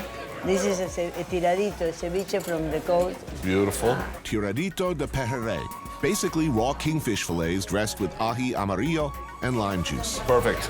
And that's scallop ceviche. Ceviche for sure. Ceviche de conchas. Fresh scallops and lemon juice, garlic, and ají limo. Seco de pescado. Drumfish braised in chichi de jora, a corn-based beer. They look fantastic. This is el rocoto. Spicy or not? This is very spicy. Very spicy. Oh, that sounds good.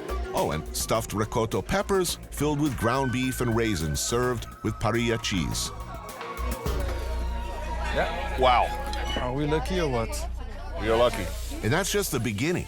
There's so much more food, there's no way we can show it all, much less describe it. It's incredible, overwhelming, invariably fresh and delicious, and thrillingly different than what I'm used to. Yeah, it's fantastic. I could frankly get out of the chocolate business right now, put up a pup tent on Marissa's porch, and pretty much dig in for the duration. This is living.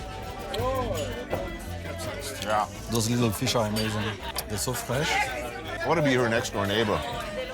It's incredible. It's so good. So has Peruvian cuisine always been this diverse and this delicious, and we're just discovering it, or has it changed over the last 15 years? It's changing anyway, but you know, what you're eating now, it's the traditional food. There's so many products in Peru that are unfamiliar to people in the States. When you eat this food, it's not like, well, this is something like, no, it's not really, it's not kind of like anything. It's really all its own. There is a lot of ingredients, good ingredients, all year round. The rocoto is very good. What do you do when you're homesick for Peruvian food and you're traveling? There's really... We take always some chilies with us in the, the luggage. We're the perfect smugglers. I believe you do it, man. I hate to say goodbye to this, but it is what it is. Things to do, places to go. Wild and apparently extremely rare cacao trees to visit. Incredible meal. So happy. Que cruza el mar, se va, mi amor. All I can say is if people are anywhere near this nice on the rest of this trip, it's gonna be okay.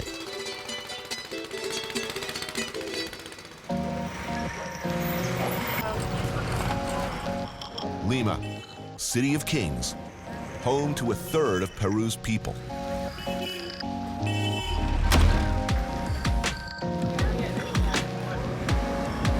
Locals escape by hanging out at the beach.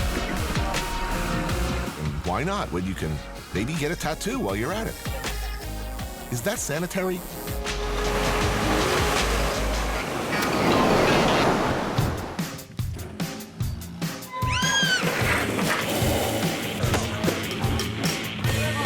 You've been here before. Oh yeah, man. I take Eric's suggestion we head over to see Chef Javier Wong, the uniquely nonconformist seafood specialist, famous for his incredible and uncompromising ceviches and his flaming wok. If Peru has a national dish, it's probably ceviche. The freshest fish only needs the right cut, a little citrus, and no heat.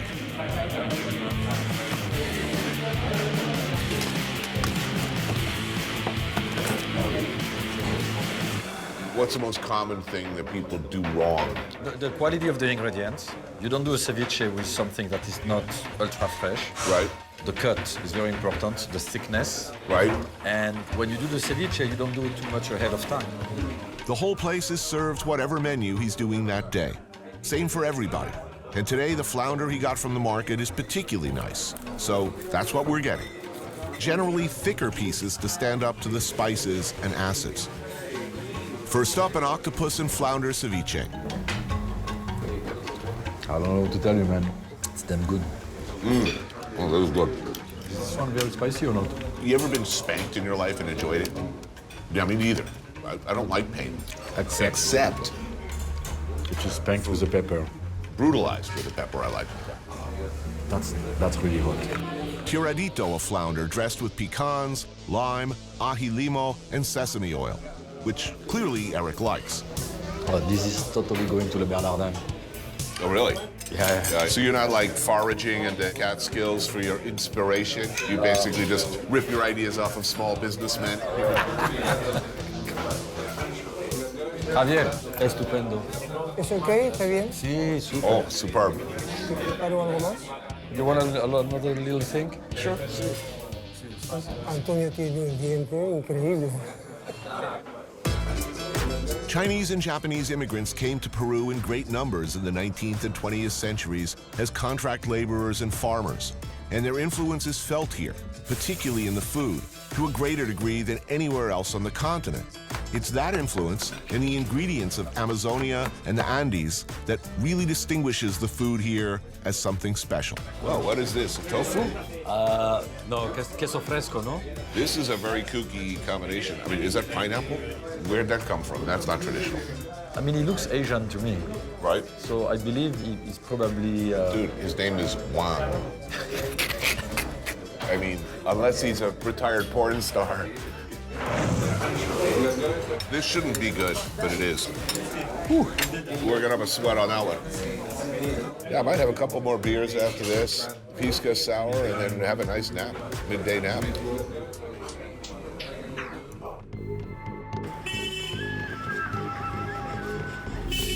One more day in Lima, a chance to delve a bit further into the cuisine before things get a little more old school. It's a special cocktail that we prepare here. It has a kind of lime that we find on the jungle. It has culantro. Culantro? Culantro is like cilantro, but it's long leaves and it's much more powerful in flavor. It would be wrong to not point out that Peru, along with Brazil, is at the forefront of a movement celebrating the incredible and unique larder of ingredients from the Andes and the Amazon.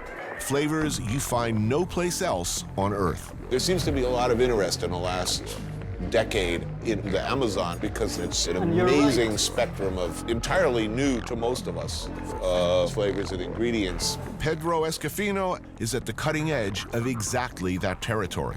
His restaurant, Amas, explores the rivers, the ocean, the landscape of Peru, highlighting a range of products that are stunning in their diversity, and to us anyway, their newness. Wow. This one is, you got breadfruit, tuna, and the cashew sauce that is with plantain vinegar. That's a cashew fruit. And so the nut is a fruit, and in Brazil and here we use the peduncle as a fruit. We make these scallops with a wild almond. The almond is very, very soft, like the flavor of it. It complements really well. And this one is freshwater shrimp dashi, made of taro root and a freshwater shrimp. Whole different flavor spectrum, right? All new. It's almost like you need a new section of your tongue. It must be so exciting because they have basically an amazing garden with the Amazon. Ooh, that looks good. This is a soup made of hen with peanuts and corn, and it's called inchicapi. Liking the food. I've enjoyed these cocktails too. Cashew caipirinhas. Are we gonna be wasted? Yeah, we'll be fine. Oh, wow. So this is also tradition. This is called patarashka. They season the fish, they put it on a leaf, and they cook it. The fish is catfish. In the Amazon, we have like 200 types of catfish. It's in flavor from the leaf too. And here we have paiche. It's the second biggest freshwater fish in the world. Underneath, you have a puree of aguaje, that is a palm fruit. And the sauce is a reduction of fermented wild manioc or yuca. Fermented? Yeah, this is, how do you say, toxic or... poisonous. Poisonous. Yeah. Yeah, so they let it ferment and it becomes, you can eat it. These fish are unbelievable when you see them. They get up to like 600 pounds. And they're swimming in water no deeper than a rice paddy. Really? Giant. They're like dinosaur fish. Everyone has been saying for years that Peru is going to be the next big thing as far as restaurants. And it is. These really prove it. And we have a chili pepper made with Brazil nuts. And these are ants. Wow, they're huge. They're huge ants. Okay. You think I should try? Yeah, totally.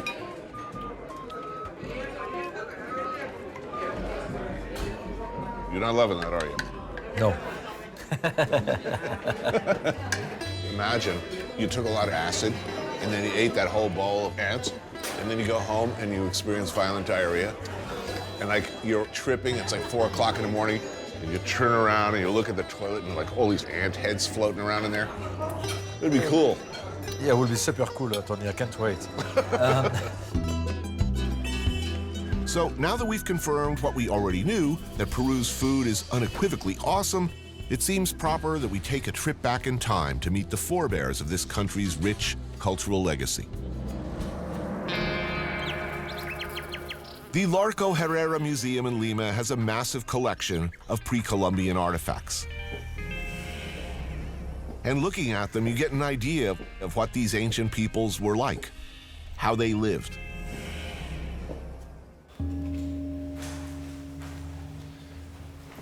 Wow. I mean, this is like the real stuff. I think so. Wow. Right? I mean, it's the real deal, yeah. Gold necklaces. It's gold. You see why the Spanish just freaked out when they came here, turned into like maniacal greed heads.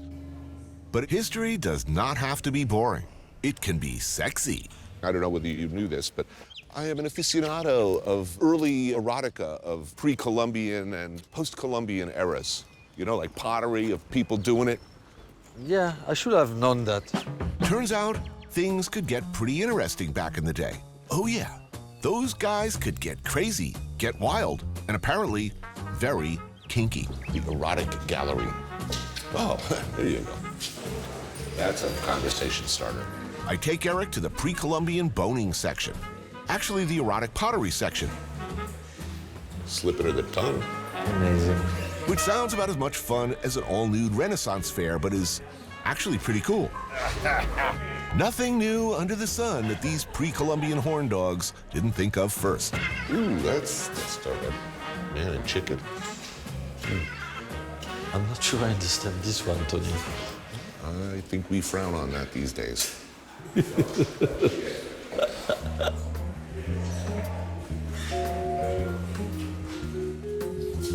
Oh, wow, they're doing it under a blanket. This must be after the Spanish arrived to teach them shame. Ooh, skeletons with boners. They are zombies. Oh, getting zombie old-fashioned? Yes, Tony. I really appreciate your knowledge. I wonder whether this was decorative or whether this was really porn. They probably had it in a closet somewhere or something. I'll bet this was right out on the table. Come on in, have a cup of tea. Sit down.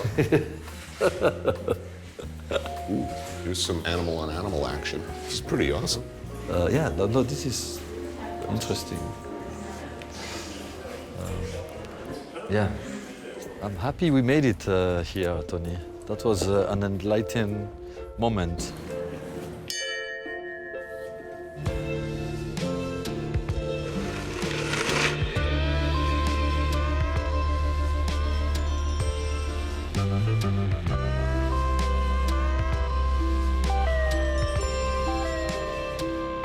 Something about steamy XXX pre-Columbian erotica always makes me hungry. Luckily at night, Lima comes alive with the smell and the familiar, enticing sound of sizzling meat. It's time for delicious, screamingly hot, garlicky, spicy, flavor-jacked street meats. And as anybody who knows me is well aware, I love me some street meat. The street food in Peru is starting to disappear. Really? Why? Yeah. Because, you know, the neighbors, Oh, the neighbors complain? Our friend Coque brought us to this place. Sí, chocholí, tripita con su anticucho. To Doña Pochita, a street stall named for the lady who runs the joint. They specialize in one thing. Beef heart, anticuchos. Anticuchos is Quechuan for skewered meat. This stuff, they say, goes back all the way to the Incas and was as immediately popular with the Spanish conquistadors as it is today. Ooh, that looks good. Which is to say, I must have some. Damn. Traditionally a mix of beef hearts and other animal parts. Chicken hearts, they're like gizzards, and they're striped. Right. Marinated in garlic, cumin, and onion, maybe a little vinegar. Oh, yeah. Grill that up and pile it high. These are not small portions. These people are getting these mountains of food. Okay, I'm rolling up. The sauce, the sauce. Let's go to the sauce. Yeah. It does not get any better. Voila. Let's do it. Man, that's awesome. Yeah. Beef heart? Yes. Yeah. That is some magical right there. Salud. Salud. Salud. It's very garlicky. The marinade is nice. This is what the tribe? Corazón de pollo. Corazón de pollo, chicken heart. That is seriously tasty. Delicioso, ¿eh? Buenísimo. The beef heart and the chicken heart, the texture is so nice. And it's hot. The sauce is really hot. Como wasabi a little bit. Woo! All right, I'm maxed out. Really delicious. Delicioso. Excellent.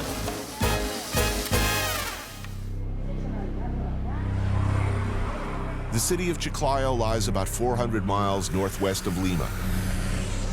It's Peru's fourth largest city, with over 500,000 people living there. It's our next stop, the staging area for our trip to the mountains to find our cacao. Chocolate. I mean, we know we like this stuff, but how is it made? Where does it come from? Columbus was the first European to encounter cacao beans on a Mayan trading canoe off the coast of Honduras. He's said to have grabbed both crew and cargo and brought them back to Spain. A few decades later, a Spanish conquistador, Hernando Cortés, came across Aztecs using the sacred beans in a drink. It was considered the drink of the gods. Like most expensive, delicious things from abroad, the largely inbred and frequently syphilitic European royalty did their best to keep what was fast becoming a craze for hot chocolate to themselves. But it soon found its way to America, and in 1765, the first chocolate factory opened in New England.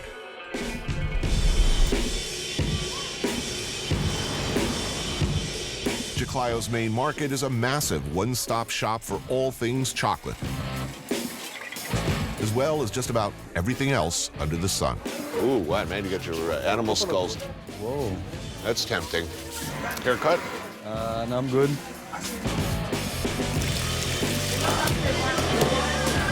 Ooh, wow. Ah, el cacao. Those are the raw beans. And that one is the toasted Toasted. one. And then she Grinds it. And then she put it in a mold. Gracias. Ooh, bitter. Not sweet at all, huh? No. They don't put sugar. Actually, here we are in the area of the market, I believe, where they have what they call santarias. Ah. Repair is, how shall I put it? Well, let's just say he's got more of a spiritual side than me. So it's all the ingredients that you need for the shaman to bless the harvest of the cacao. Okay. So he's got us shopping for what I guess you'd call shamanic supplies. Okay. Which place are we going to? I like the lady with the sunglasses. Yeah, right I like here. it too. Yeah. Medical medicinal herbs with supposed magical properties. And stuff for this shaman dude to bless us and our cacao crop. Necesito hojas de coca y carnación rojas y blancas. This one is amazing. It smells really good and it supposedly purifies the house. Yeah. Smells like hippie. No, but it's interesting. The shamans are very, very well respected in the Inca culture and in the region. They cure everything, they do ceremonies. Good? Yeah, I think we're good.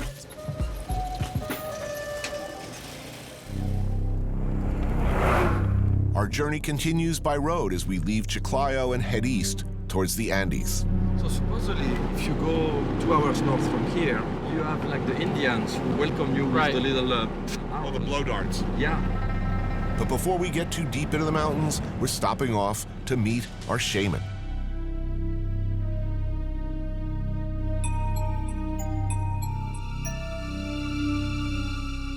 Hola, señor. Mucho ¿Qué tal? gusto. Eric. Francisco, ¿qué tal? Anthony. He's going to teach us how to do the bath for the plants and for us. Okay. ¿Sí? With that. Señor, eso es una piedra de una... De ser. Meteorita, ¿no? Exactamente, sí. It's a meteor stone. Vamos limpiando, vamos sacando todo. He's cleaning. Cada obstáculo, pues vamos sacando. All the negative Retirando toda cosa vibrations.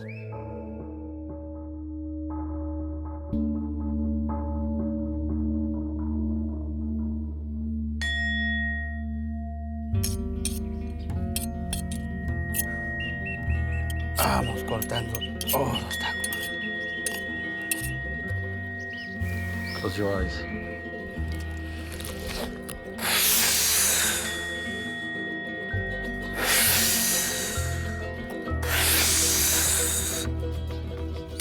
He cleaned you and he wish you a lot of success. Póngase acá adelante. Sí, todo. Eso. A little bit more, especially in the back, in the neck, the back. That's it here, yeah. On the chest, a little bit like that, yeah. Eso. We wanted a blessing for our cacao harvest. We got this. My aura is now cleaner than Gwyneth Paltrow's colon after a 3-month juice cleanse. To a successful harvest. Yeah. Mucho gusto y gracias. Cuando guste. But we're not done. We got to transport this stuff to our trees and finish the job ourselves. I know you're not going to believe it, but the energy has changed here. I'm serious. I'm not joking. Listen, I'm not disbelieving. I have an open mind.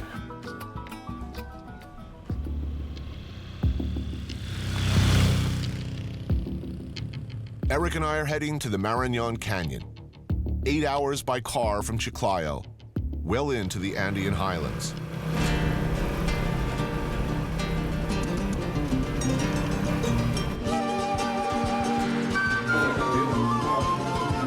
On the way, we stop for lunch and a meet up with this guy. You want sopa de gallina? Gallina, sí. Tres sopas de gallina, por favor. Chris Curtin, master chocolatier and our business partner in this knuckle-headed adventure. One of life's great joys, eating in a Peruvian market. I love markets for breakfast. It's nice. So, sopa de gallina, basically a hen soup. Gracias, sí. That's good. Where in the world does chocolate come from? Well, 45% of course come from Ivory Coast in Africa. But we don't deal in those beans just because of political situations. There's this stuff, the special chocolate. Yeah. And which is pretty much what we're here to look at. Yes, absolutely. Where it comes from, what's involved. Eric ate some of Chris's chocolate, heard about these wild cacao trees he was sourcing from in Peru and promptly got me involved in this designer chocolate bar business. I'm rather famously a guy I never really gave a about desserts. You, on the other hand, you eat chocolate every day. Yeah, every day. And so here we are, 3 men and a chocolate bar. Good thing for the world or exploitative opportunism? Yet to be determined. What do I, after all, know about chocolate? Next to freaking nothing. It's good like that, right? Like Oliver Twist there. Yeah, we used to eat it like that in the orphanage.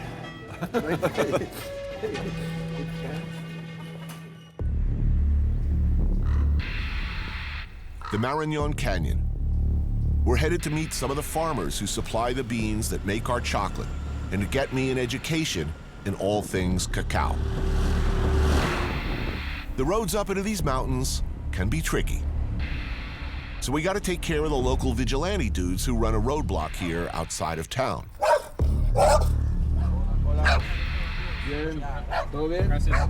It looks like a shakedown, but they're a welcome sight. This hill, where cars have to slow down, was where all sorts of highwaymen and miscreants used to waylay travelers like us. So these guys stepped in to take care of business. Wow, that was a big shotgun. That'll shoot through an engine block. Actually, I don't really know, but I'm assuming.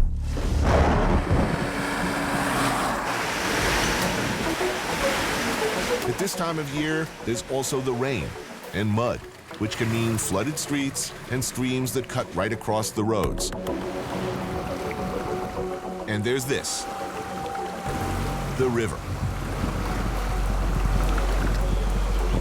In the best of circumstances, a fairly adventurous way to get your vehicles across. A long line across a fast-moving current, the ferry propelled only by the flow of water. But today, the river is too high and the current too fast.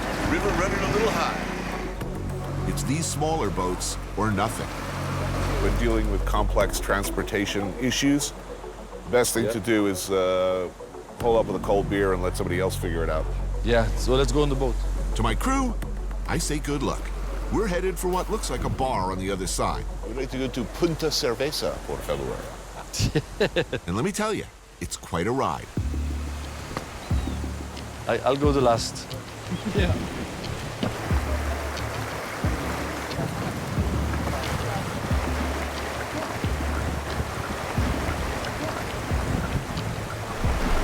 Hey, water inside the boat. Look, look, look. The boat is sinking.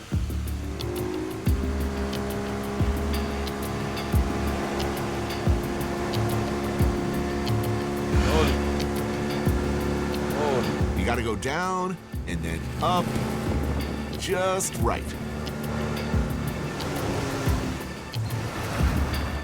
We make it to the other side reasonably dry.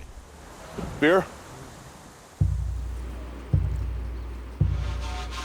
The Marañón Canyon is home to a wide range of species, including, and most interesting to us, a strain of cacao previously thought to be almost extinct.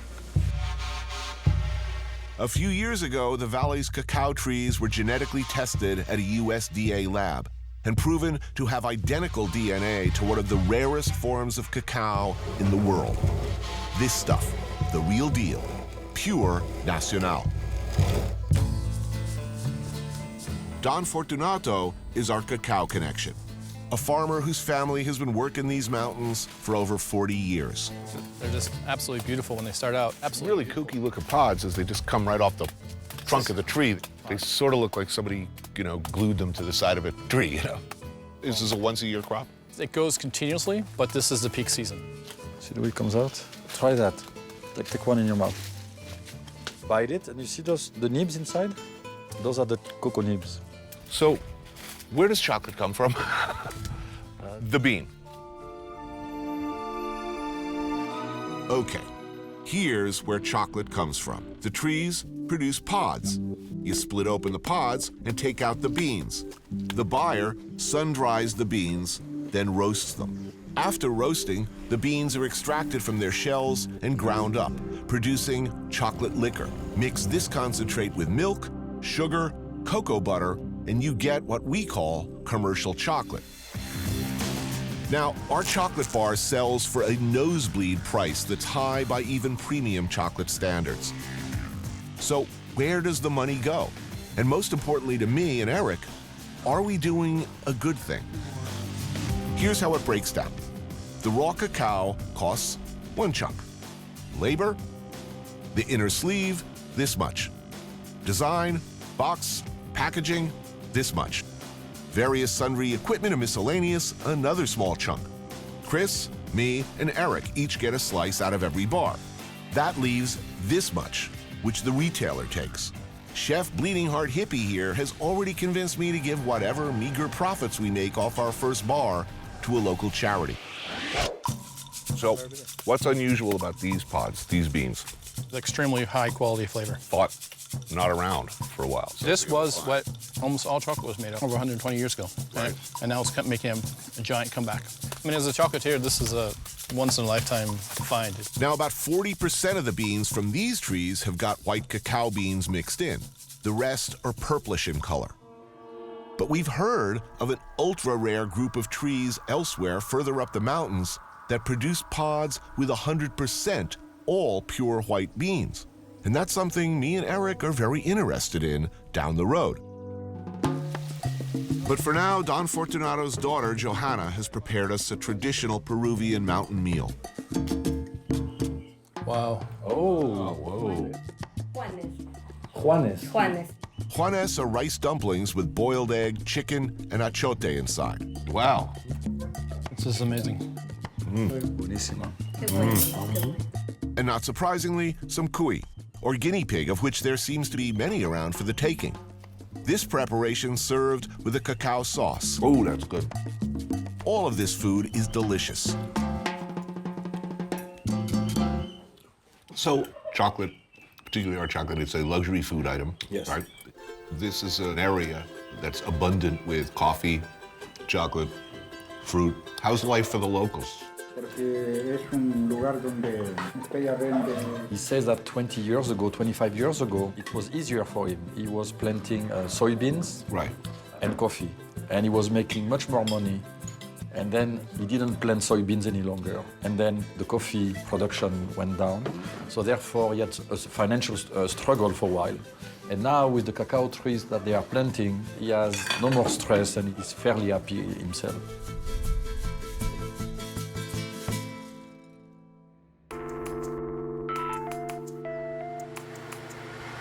I'm in the Marañón Canyon of Peru with my friend and partner in chocolate bars, Chef Eric Ripert.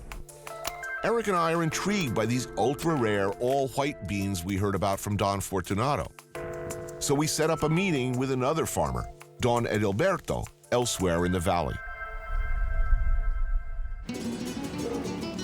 Now, we thought it would be a nice gesture, given all the high-test culinary talent between us, to make him and his family dinner in return for his hospitality. What are you thinking? Look what they have. Squabs. Squabs. Butterfly marinade grill. We could do that. But we have this nice sausage. They have sausage. Which would be nice to throw in with stew. Or a chorizo, chicken, onion, maybe some peppers, a little bit of spice. Okay, I'm taking chorizo and potatoes. So we're kind of moving into the Spanish, what's it called, zarzuela, but with zarzuela. chicken. And we can even use shrimp from the guy. Shrimp and chicken works. That sounds like a plan. ¿Me puede dar camarones, por favor? 24. You have 24? Yeah. Successful. Yeah, so far, but wait until we arrive there. It's going to be interesting. Oh, don't be a downer, man. I'm optimistic. We arrive at the village where the fabled white cacao beans are said to be growing and meet with the village's unofficial mayor and our cacao farmer, Don Edilberto, who will lead us to the trees. Okay, we're going to follow him. What was depicted as a short walk up a slight incline turns out to be an epic hump up one hill after another. When you're tired, you tell us, we stop, okay? When I slump to the ground and urinate all over myself, that'll be a tip that I probably want to stop.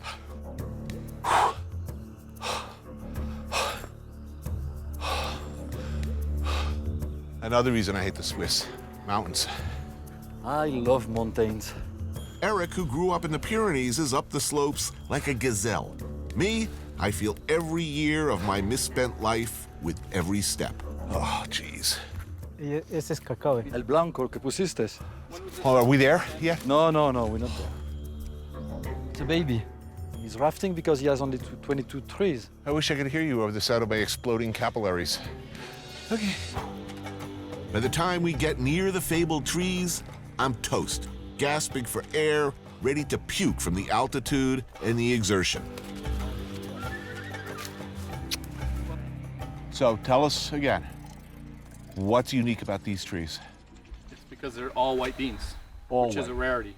So these are the only known all-white, 100% pure nacional. Okay, and why is that good? It's a new variety and gives different flavor profiles to it. A good flavor profile? Yes. I'm assuming, because I've just humped up a big mother. Excuse me, kid.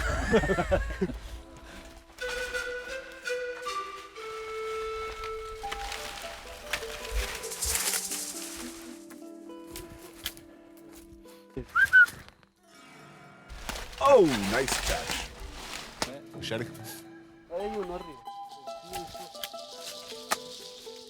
Don't take your fingers, man. Okay, I got it. Yeah, that's it. There we go. And I'm going to repeat myself. Porcelana. All white.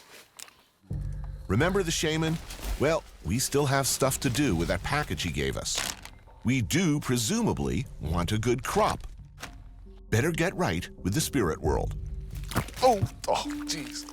To me? A little shaman juice thrown around, bury the purified soil, and there you go. Chocolate magnates. Well, good luck, dude. To a good harvest. Done deal.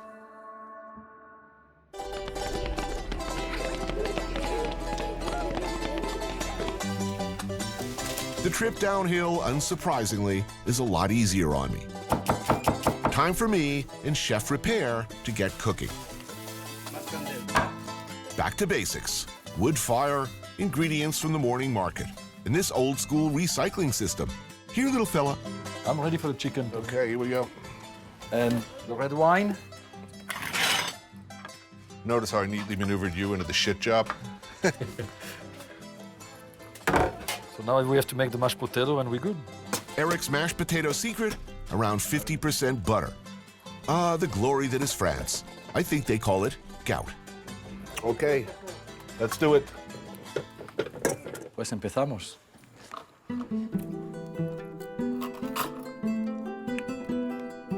Preparen así la comida. Muy delicioso. Gracias. You guys can cook. Some say. Sometimes. Usted es el único que tiene el cacao blanco. Soy el único en la cantidad que sembraron los 15,000 plantones. He's the only guy who has the white cacao. He asked all the farmers of the village here to do exactly what he has done. So the other farmers are starting to copy him. Right. And he's happy because it's going to bring wealth in the village and the valley and the community. Afterwards, Don Adalberto makes a traditional unsweetened hot chocolate preparation. Ground cacao nibs and hot water. No milk, no sweeteners, no nothing. Just like the ancient kings liked it. Oh, here we go. Gracias. Wow, the real deal. Only water, and this is what they really use cacao for. Before chocolate hit Europe, this is what the Aztec kings would drink. I'm a little bit jealous right now, since I have nothing. We'll get yours eventually. Here you go. Gracias. Muchas gracias. Salud. That's good. Salud. Salud. Salud. Gentlemen, to education. Yes. So, did we do the right thing? Is it all right for two New Yorkers to make money, however much or however little, off the work of struggling farmers in a faraway land? Fortunato, Adalberto, Chris, everybody down the line, all the way to the families who picked the pods off the trees, seem pretty happy to be doing what they're doing. But do I want to be in the chocolate business? That's something I'm going to have to figure out. But for now, one last thing needs to be done to fulfill our shamanic obligations. Guys, you have to get out. The guy is coming with his bike and he doesn't care. A bridge, a bundle of eucalyptus leaves, a badly working lighter, gotta get right. It smells like ganja.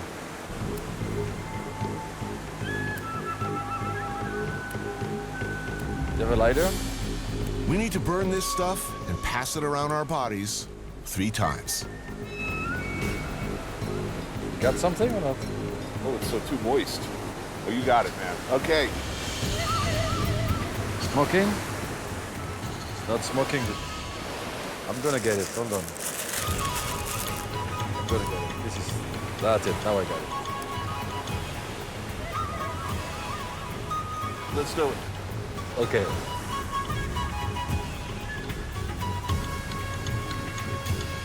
Yeah, it's coming. I got it. We did it. Over. Okay, done. Hey, we have a problem with chocolate, I tell you that. Getting into the coffee business.